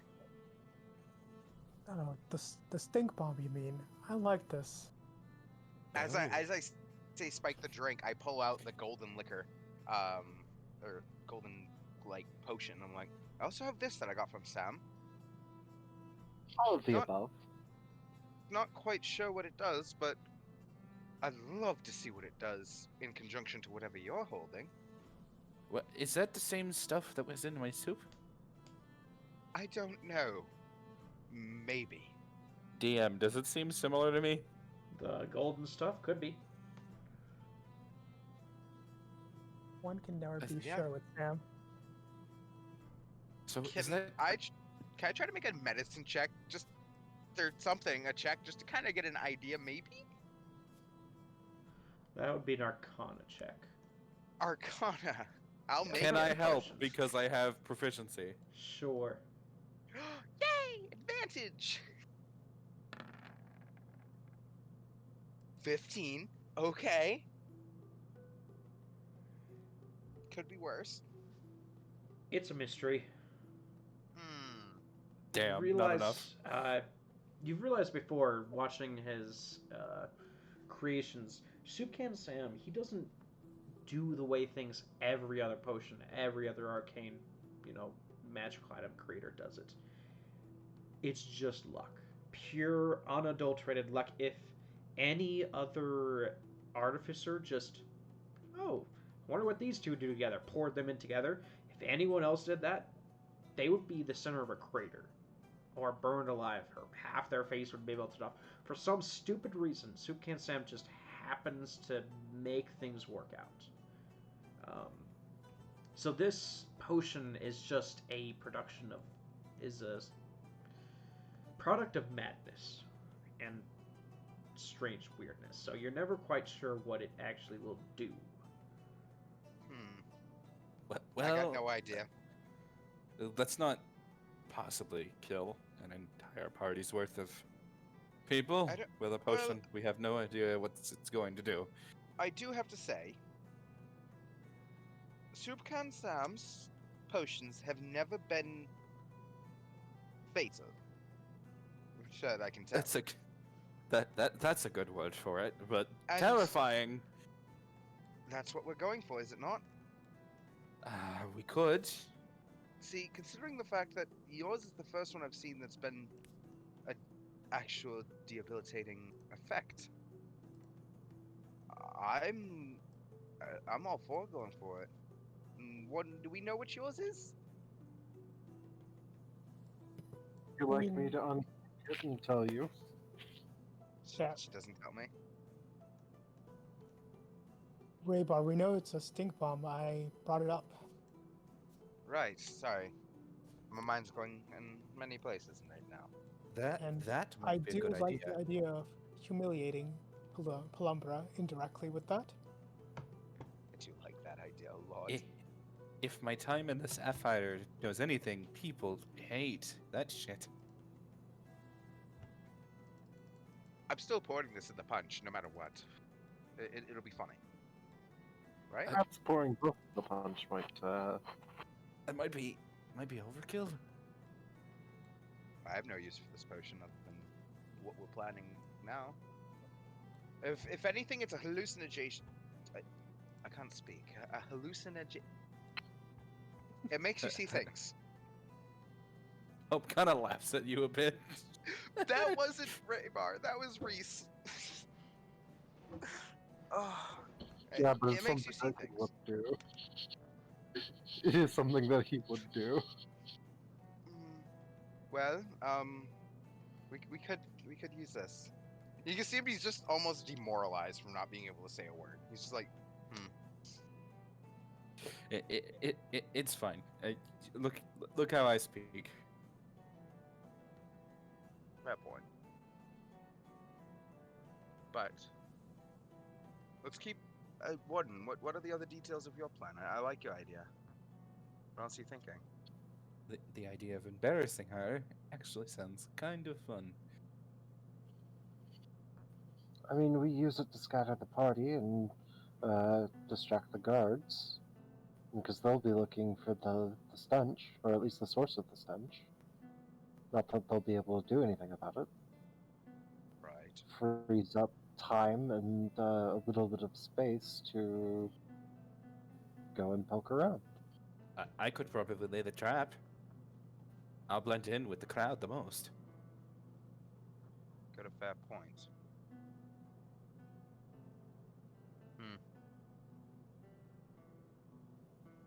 The issue lies with this door, and she'll point at the map. We can't.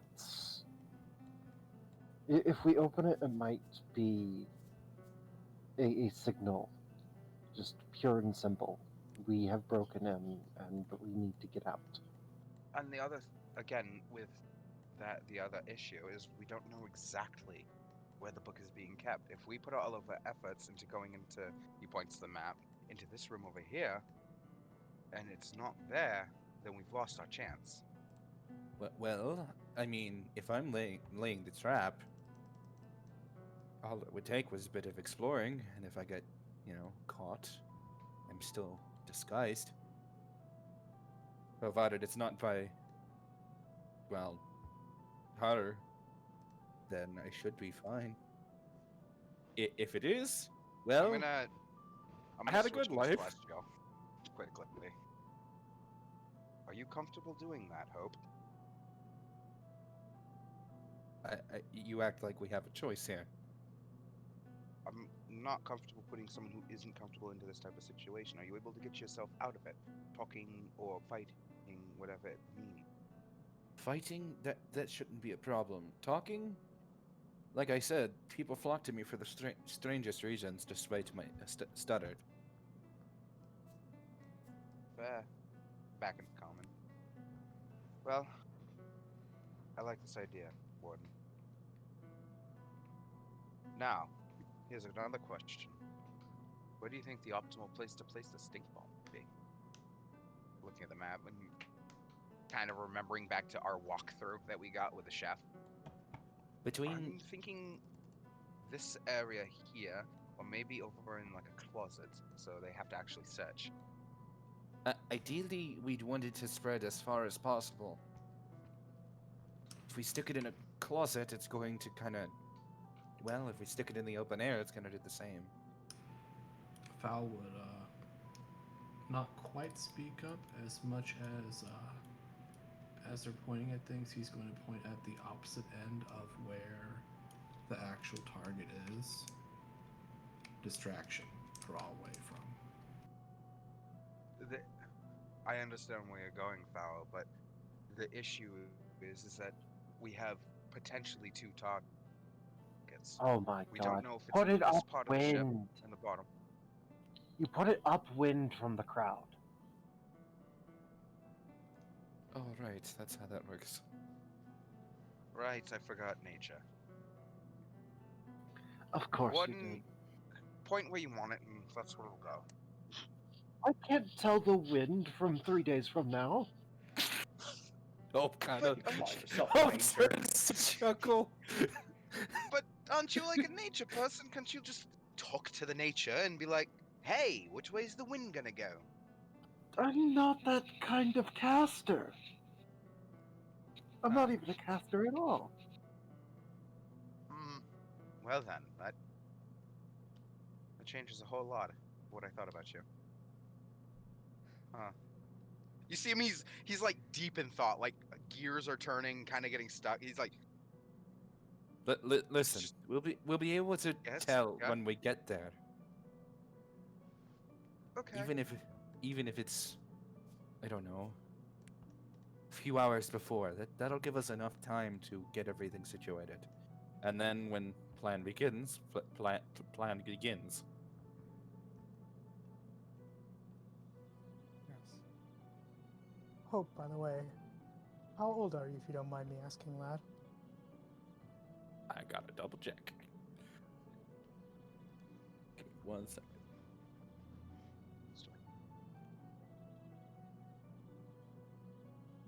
I'm 27. Raybar, I recall you collecting quite a bit of powdered silver. Thought there might have been a use for it in this case. There might still be. Could you elaborate? Question: Have you ever undergone a rite of passing or a coming of age ceremony?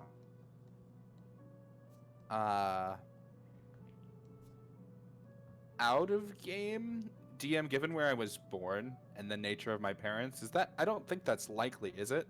I'm talking about literally the ceremony spell, by the way. Like it I- has to be I know. specifically from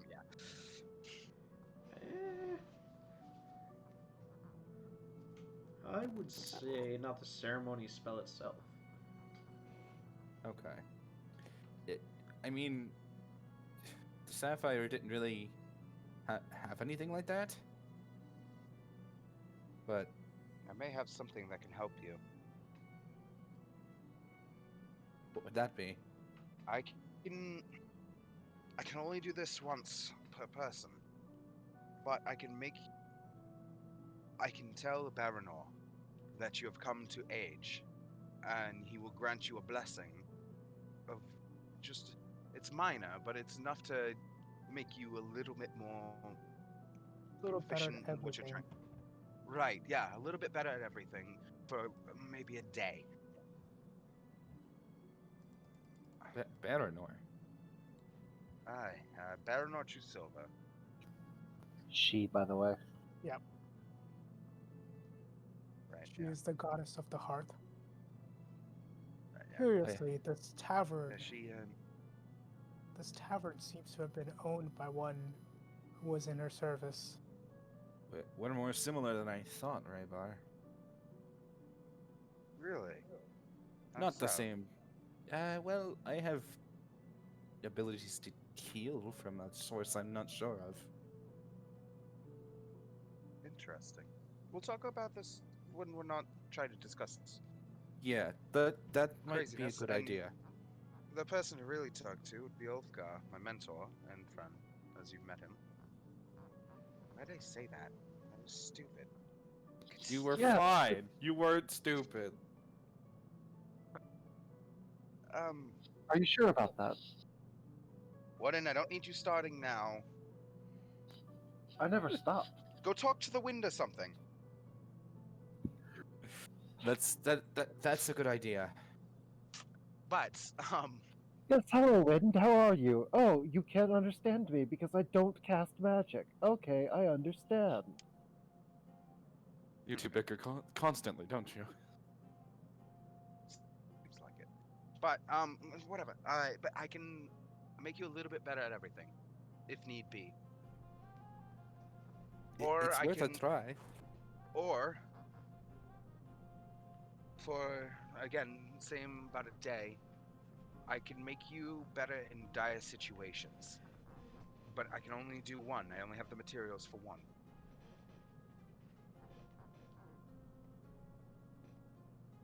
When are we executing this plan? Week Next from weekend. today. Yes. A week from today? Aye. Yep. So if you want to do it during the actual party, it would be Sunday night the next week. Otherwise, anytime during the weekend, because you guys are kind of, due to her rules, kind of restricts you all to stay within the dormitory during the weekdays.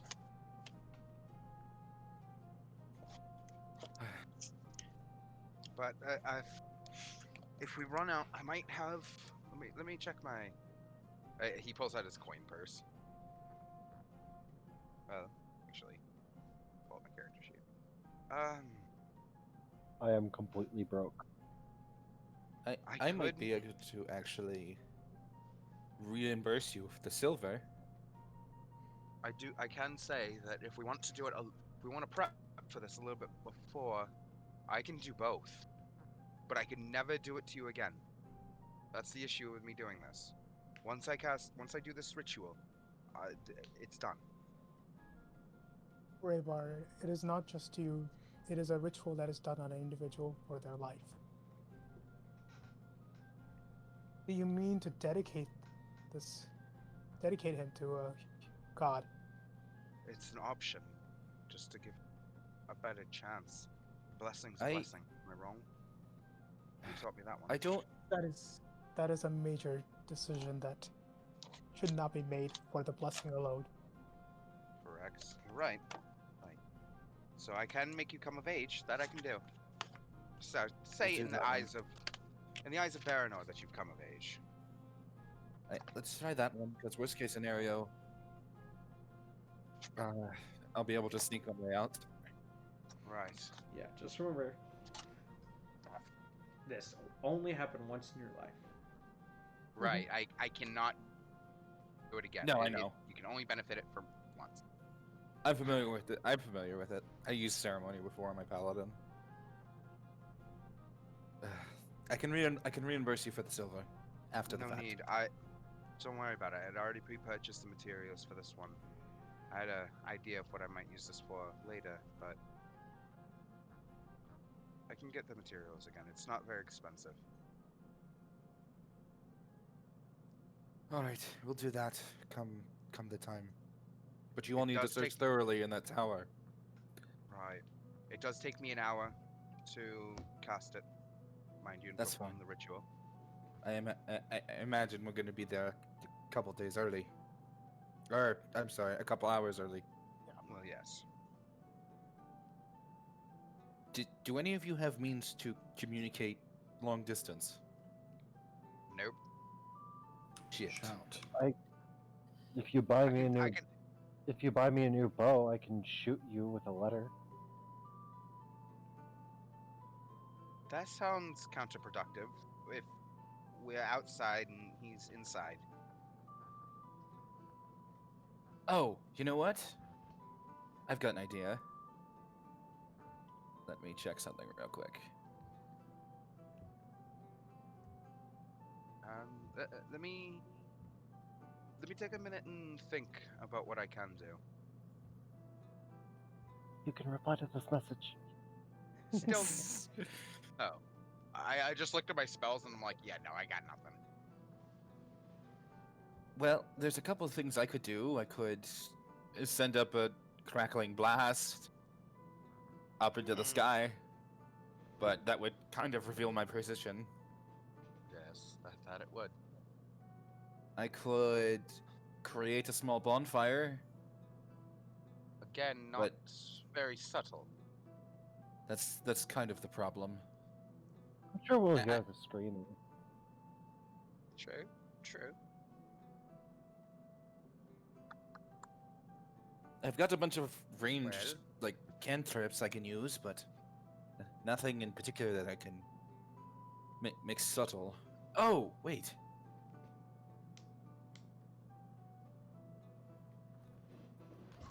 I could create a sound with a minor illusion.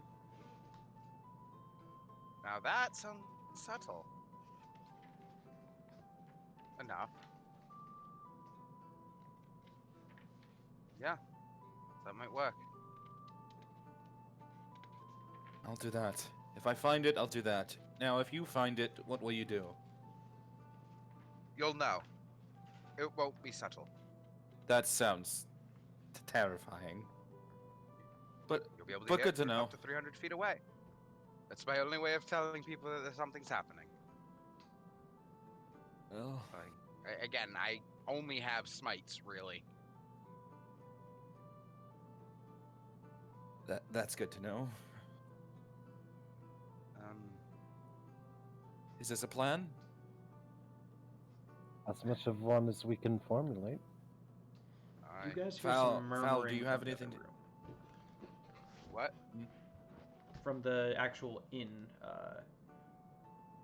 the main eating area, you hear some voices.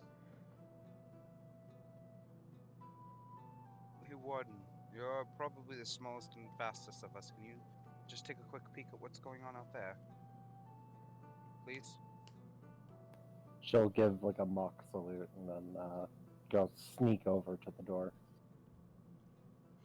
The voices, two of them are the same women who own the place, but the other one is a familiar, thickly accented man.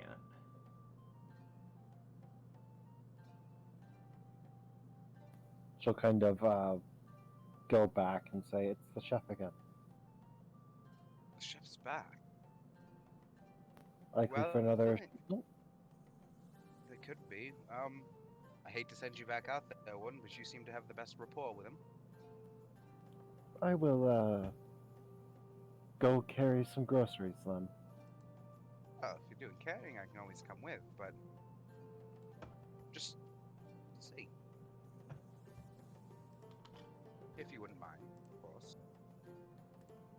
Gordon will go out and kind of sit at the bar, and Okay. she'll fake a yawn. So, upon emerging from the back room, you see the familiar chef, but he has his coat unbuttoned and looks to be more relaxed. He is drinking with sitting with Bella at the bar. Well, that was a long day. Ah, hello. Miss... Mademoiselle, what is your name again? My name is, Ren. Ah, Ren. Jeez, I guess I had too much drink today. How are you? I'm actually quite hungry. I was hoping to steal some more recipes whenever I heard your voice. Ah, this is true. I do not have my book on me, but Miss Mademoiselle Belle would be willing to cook for us, eh? And with a nod, she rushes to the back room. It is good to not to just unload a bit and let someone else do the cooking for us. I don't think I'll ever get that luxury. Just the way that my life has been, it's always been me and at the stove, me and the fire.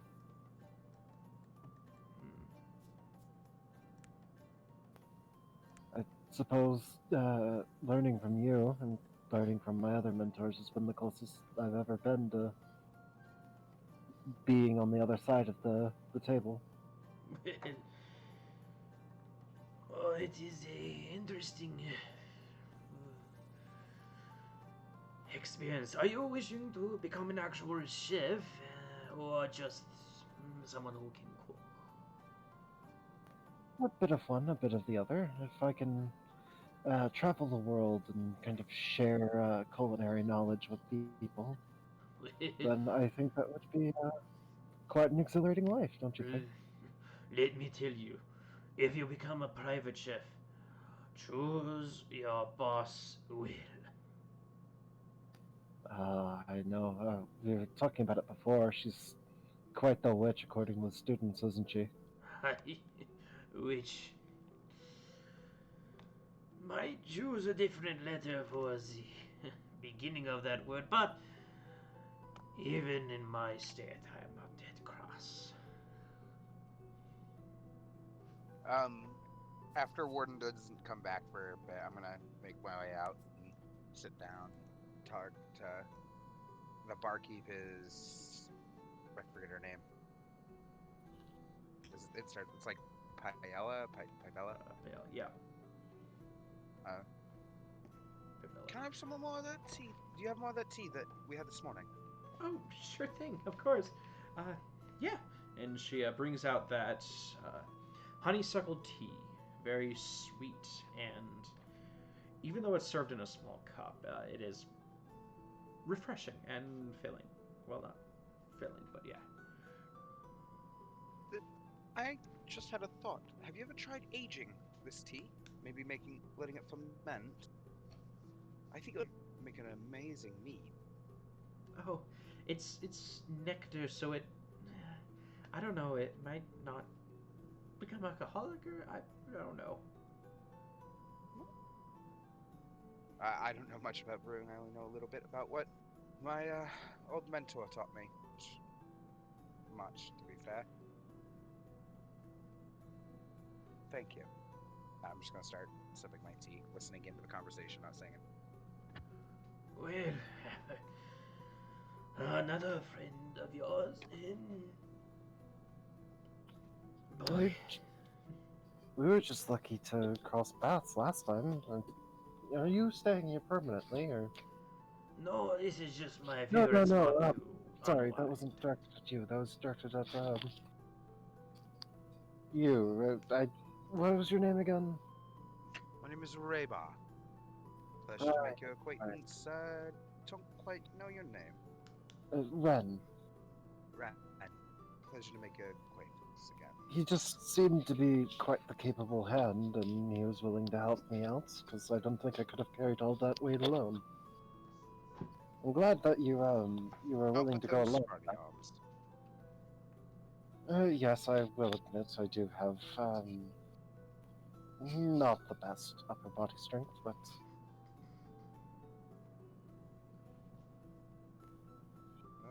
I'm just gonna kind of nod and go back to my tea.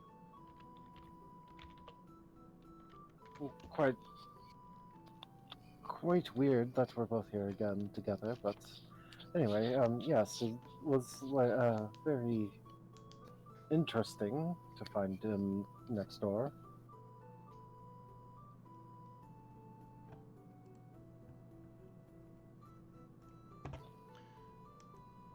Well, Were you talking to me or the chef? it is a day to reconvene with new friends. And you see him take another swig of this drink that he's pretty heavily into, even though he's only been here for a bit.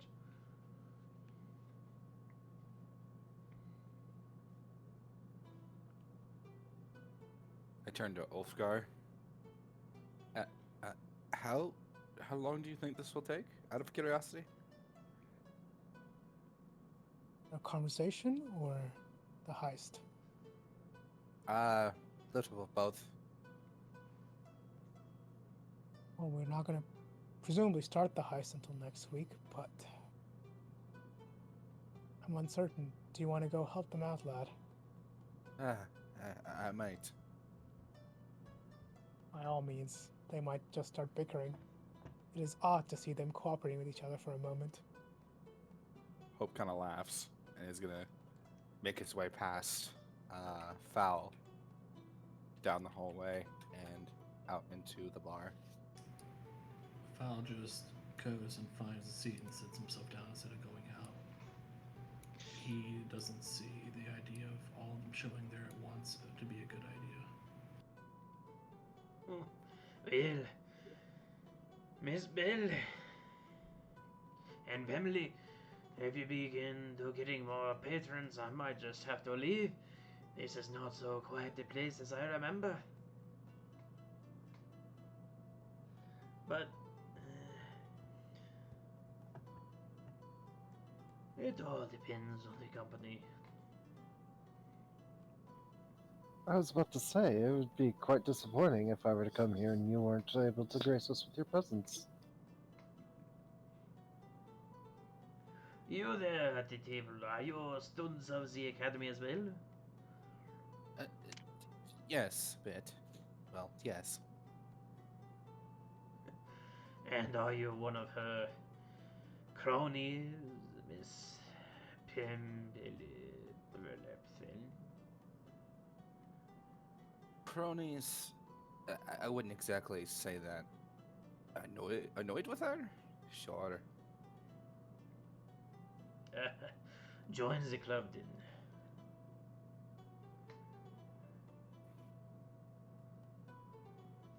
She can be rough to get along with. Imagine having to cook for her. She has a giant celebration for her graduated students from last semester. I need to prepare a full course banquet for dozens of people.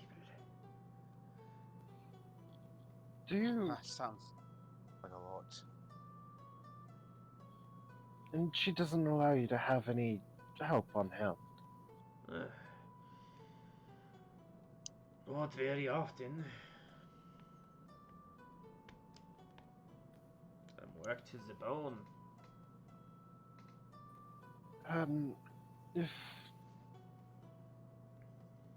If you don't like it there so much, and if you're not getting any support, why not try to find a new benefactor? I'm sure there's someone else at the academy that would be willing to take your talents. She pays me so much, though.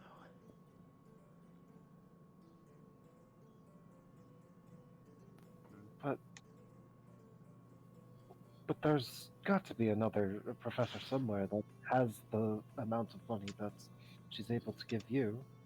Is there something else that's keeping her? I doubt it. She has the connections with the wealthy people who, in fact, this entire celebration, not a single gold is from her own pocket.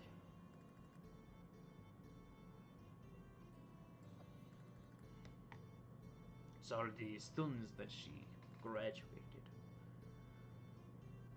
A wealthy little buckets. Money does make the world go round, it seems.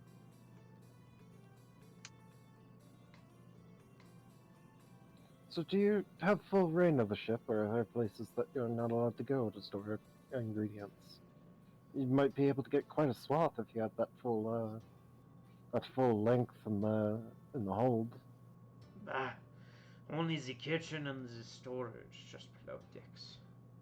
Everything else is like, oh, what are you doing here? And stuff like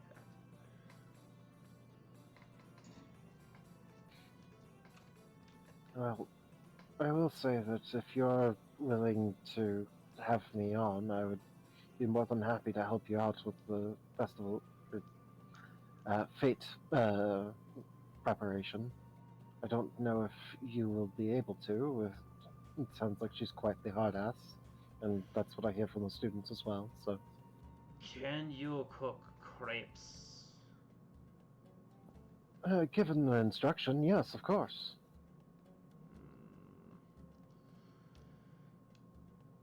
Bella yells as if she's in the room, but she jumps, sitting as well. Yeah. What? Oh, sorry. Would you mind if my friend uses your kitchen for me? Sure. Go ahead. What's mine is yours. Your guest here, after all. Go. Cook me some crepes. Let me see if you have what it takes. Just for one day. Okay. Warden will stand up and go into the kitchen and start seeing what is on hand. Okay, so let me... Come on, Yukihara, you can do it.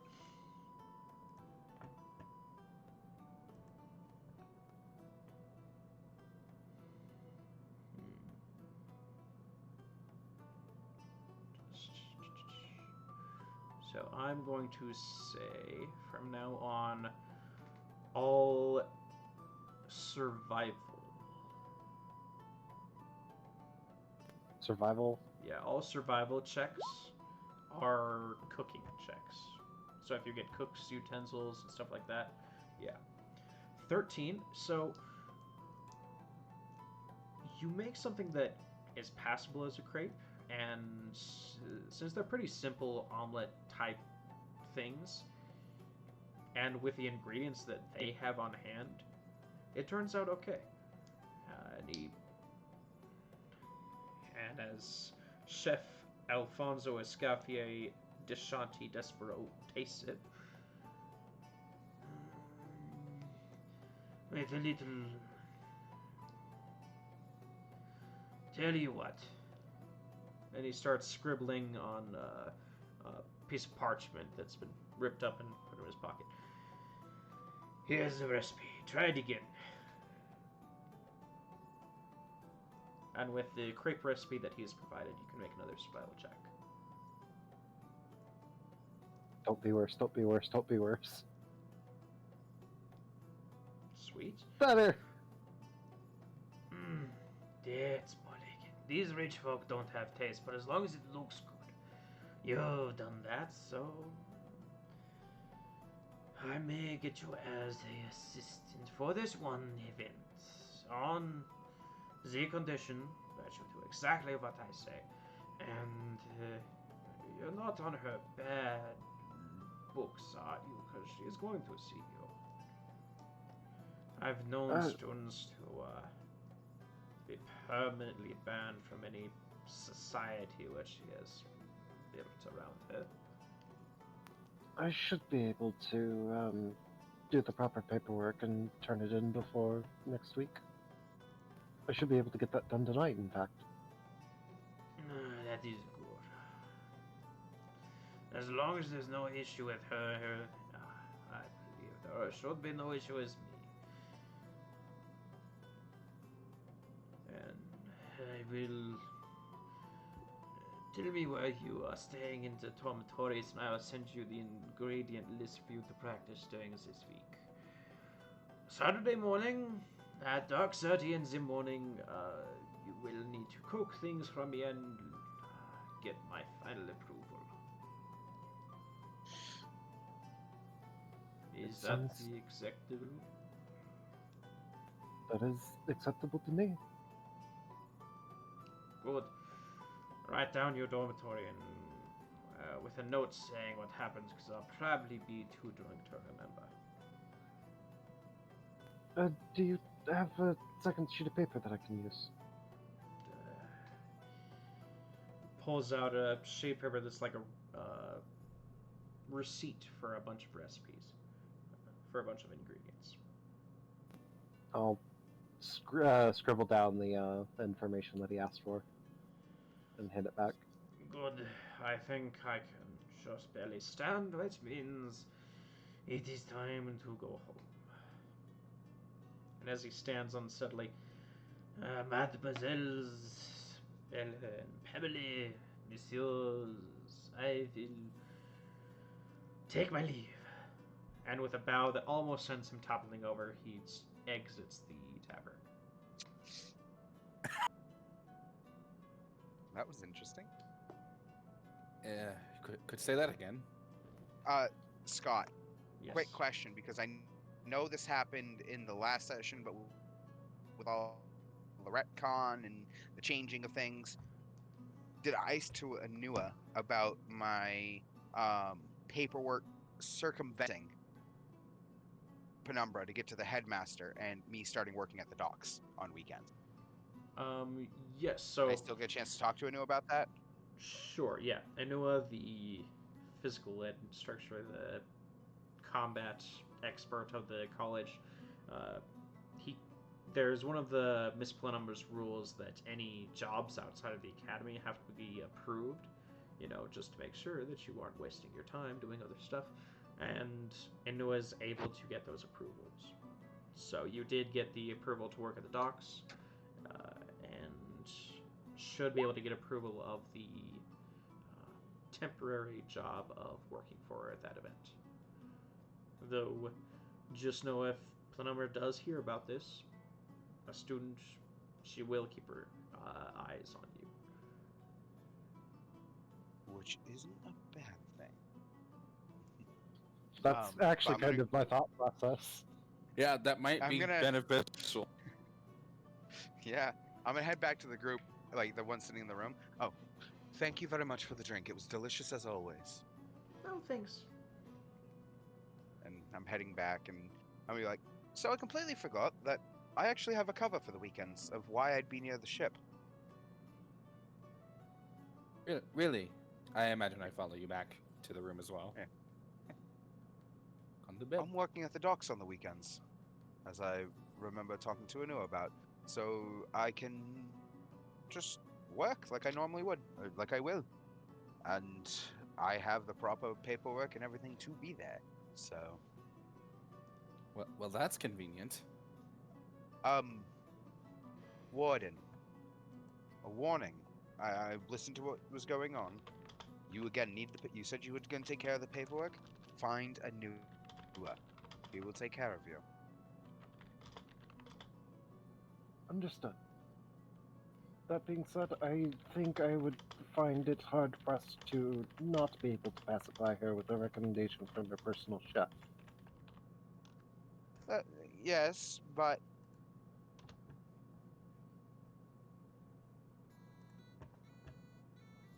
yeah. Sorry, I started reading.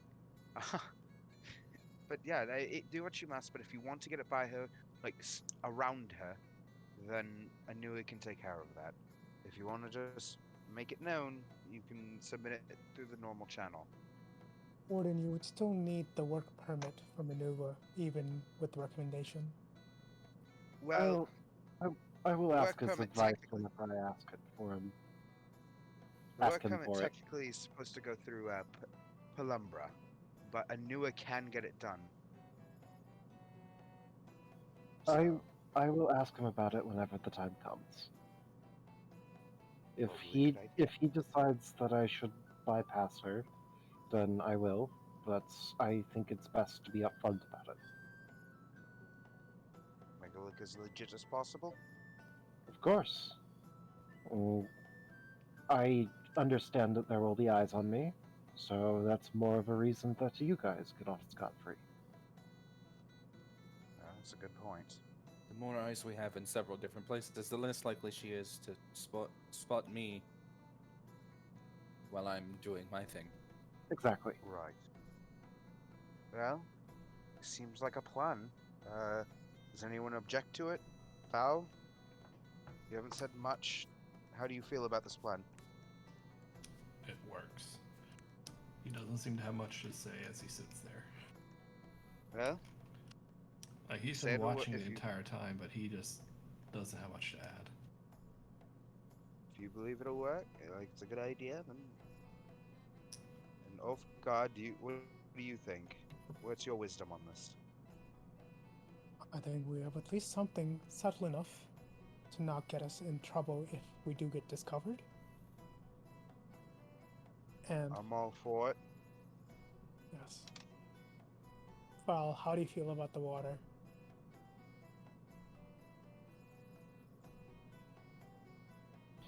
Yes. That's what I I thought. I will rent a rowboat. That wasn't him. Huh? That wasn't foul. That wasn't that. Oh, That was. It's me being a shit. Yeah.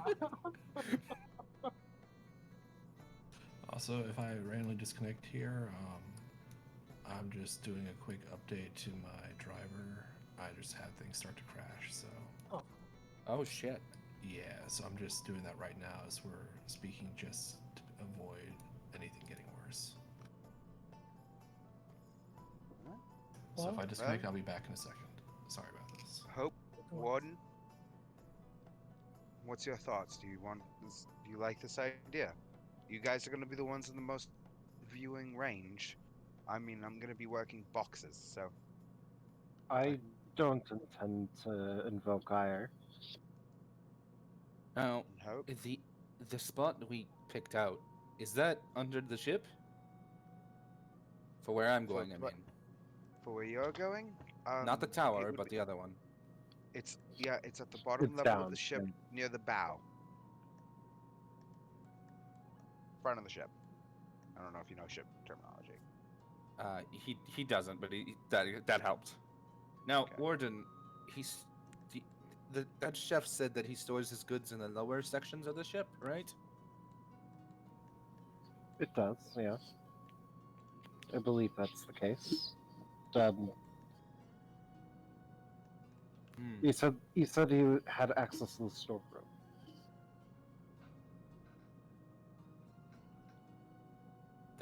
That might be useful. It would give me an excuse to come down and help out if needed. Yeah, it'll keep us from being incredibly separated. Forbid anything bad happening, of course, but this is probably the best plan we've got. And if all else fails, set fire to the ship. That Right? Is that Sounds what like we? a very bad idea, regardless. Bad know, I idea. We'll call it Plan F. No, I just like seeing your face contort in that way, Warden. It's funny. That's why Plan F. Val, will you join me on the rowboat as we stay nearby in case any aid is needed? If I have to, I'll leave out a window in the hall. I can swim, probably. I'll be nearby, lad. I'll fish out of the water. Thank you. Scott, how late is it getting? Do we know? It's about 8 o'clock. And when's curfew? I mean, as far as Sunday afternoon, about 10 o'clock, and it takes about an hour to get back to the. I believe that it's almost time for us to be heading back. Do we want to stay for another hour and push it, or do we want to just leave now? Let's not provoke any more risk. We don't want to be discovered That's good. early. I need to water my plants anyway. Well, let's go say our thanks to the hosts. We'll definitely be back, hopefully, if we survive this. And Well, I'm I gonna gonna head out. I don't see us Sorry. dying to this. Not physically, but well, actually, we might. She's a very powerful mage, from what I can tell. Well, Again, don't know much about arcane, but I know enough.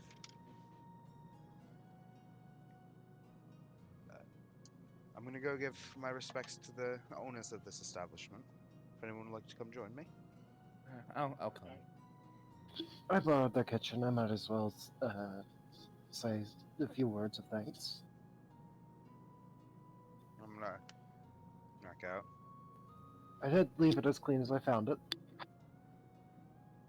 Thanks for coming. Pamela- Please, hope to see you next weekend. Thank you for letting me borrow the kitchen. No problem. Aren't you glad I didn't burn down the place? That would have been real bad on the first try. I tried once. I think the inn almost smacked me for it, but Okay, I don't know what to do with that information. Thank you. just don't anger the inn. I pay my respects to him and head out. I just kind of give a meager thanks Press F. Yeah. and Audi 9000 out of that building. You all leave the Angel of Wastes behind, heading through the rough undergrowth of the unkempt park area. More of a jungle forest than an actual park, until you get to more civilized areas, and then back to the academy before you start to get in trouble for truancy. But we will probably, unless anybody has anything they wish to do right now. No, I think I'm. We will end the session a bit early tonight with that, so that you all can together plan the heist for next week. I'll offer bits of advice, and hopefully next week we'll get into actual Talespire, because I have a full map for that boat that I've been putting up for the people who are watching the recording. Yes, that you can actually go through 3D style, since you have the blueprints for the ship, and you can plan together what you are going to do, where you're going to start the fire, what part of the hole you're going to explode, who you're going to kill, assassination stuff, whatever you want to do. Yep. It's D&D. And hopefully next week we can actually start playing and go through this heist in Talespire. That would be fun to see how it would work. That would be fun. Yeah. The only thing I wish it had. I just found out, by the way, Scott. Mhm. I don't know if do you have the little lightning bolt on your toolbar on Roll20? Yes. I just found out about that. I was reading up on how to do what. I don't know how to do what Warden did with the yellow box. I don't know. Lightning bolt? No, the yellow box. How Warden wrote something that they were doing. Oh. I don't know how to do that. Yeah, the shapes. Draw shape. Okay, thank you. Without the quotes. Okay, thank you. Scott, I do have a question. The scroll that we got given when we guys kept the quest, can you remind us what it is again? Oh yeah, It's so the disintegration scroll. yeah, the way that the principal has given you to actually destroy the book is with a disintegration spell that's high enough level that it can, because apparently the book is slightly magical. But it specifically can't attack anything that is directly Pelumbra. Yes, Because so of pact. part of the principal's contract is he can't kill her. That would go into this whole sabotage thing, or make something in that would kill her. So using the disintegration spell that he has made for you to kill her would probably breach the contract, and he'd be in trouble. Yeah. Or potentially even sink the boat. I mean, that's a little more borderline. Ambiguous. Yeah. All right. Yeah. We might have that as plan E before we get to the setting fire, maybe. Plan plan We are B. never Wait, going no, to it get should- over this heist. We're just No, going to that be should be permanently plan G. Okay, we set fire first, then we sink the boat. Yeah. It doesn't Escalation, react not Fair. de-escalation as the plans go Sure. more and more wrong. We are never going to finish this heist. We're just No, going we have a Nope. plan. We have a plan. This is all out of character. Yeah. So next week we'll begin like Saturday, so that you will all have the week in-game week-wise to ask me questions, make checks, inquire about information if you wish to go further into it. But for the moment, just let me know the plan, and something for the new players as well. I always want to be involved in the planning phase. So the whole DM versus players mentality, I don't have that. I've already explained to the others. But one of my weaknesses is if you guys, pull some plan out of the blue that I am not prepared for at all, most of the time I will probably say, no. Like, for example, if you guys were trying to get into a castle, and I was not prepared for you guys to use some crazy spell or something and dig under the foundation up into the castle, I would say something like, well, the walls descend further into the castle. In my mind, it's like, okay, that makes sense. You got to have a good foundation, and you guys wouldn't be able to dig in. What if we peasant railgun? What? Peasant railgun. Oh Yeah. my god. So yeah, that's one of my weaknesses. Is I'll probably say no to out of the box plans that I'm not prepared for. I try to say yes to fun plans, but if you guys clue me in that you have a plan to dig underneath it, I'll more than happily have something designed to make it more fun. Like you accidentally dig into a kobold's tunnel system that went under the city, and after going through a couple traps, you find the magical orb that caused all that fire traps. Take it away, and you get this magical portable fireball spell. And I'd like to make it plans even more fun than they. And then, of course, never cheating you out of stuff. So if you're afraid that, like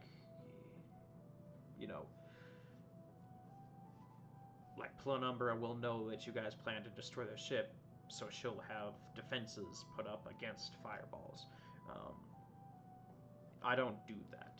If it's something that would work, all for it. I have something on my bucket list that I want to see a plan actually work in D&D. So if you guys plan it right and it actually will work, as long as you don't roll crappily, then I'm all for it. Which is usually what destroys plans. Yeah, it's usually plans. One bad roll or some and it obvious all point that you snowballs. don't take into consideration. So yeah, I'm not going to help you, but I'm not going to do anything to stop you from anything you wish to do. I'm all gonna about resend. consequences. I'm gonna resend something that Gail sent in the memes chat. Just it needs to be said again. Everything goes wrong again very rapidly. Yep. So I would like to hire 1,000 peasants and to buy a single spear. You can certainly try. Well, with that, I'm going to have them stand in a straight line, ready. Yeah, No. no. Railguns. I look forward to what you guys will do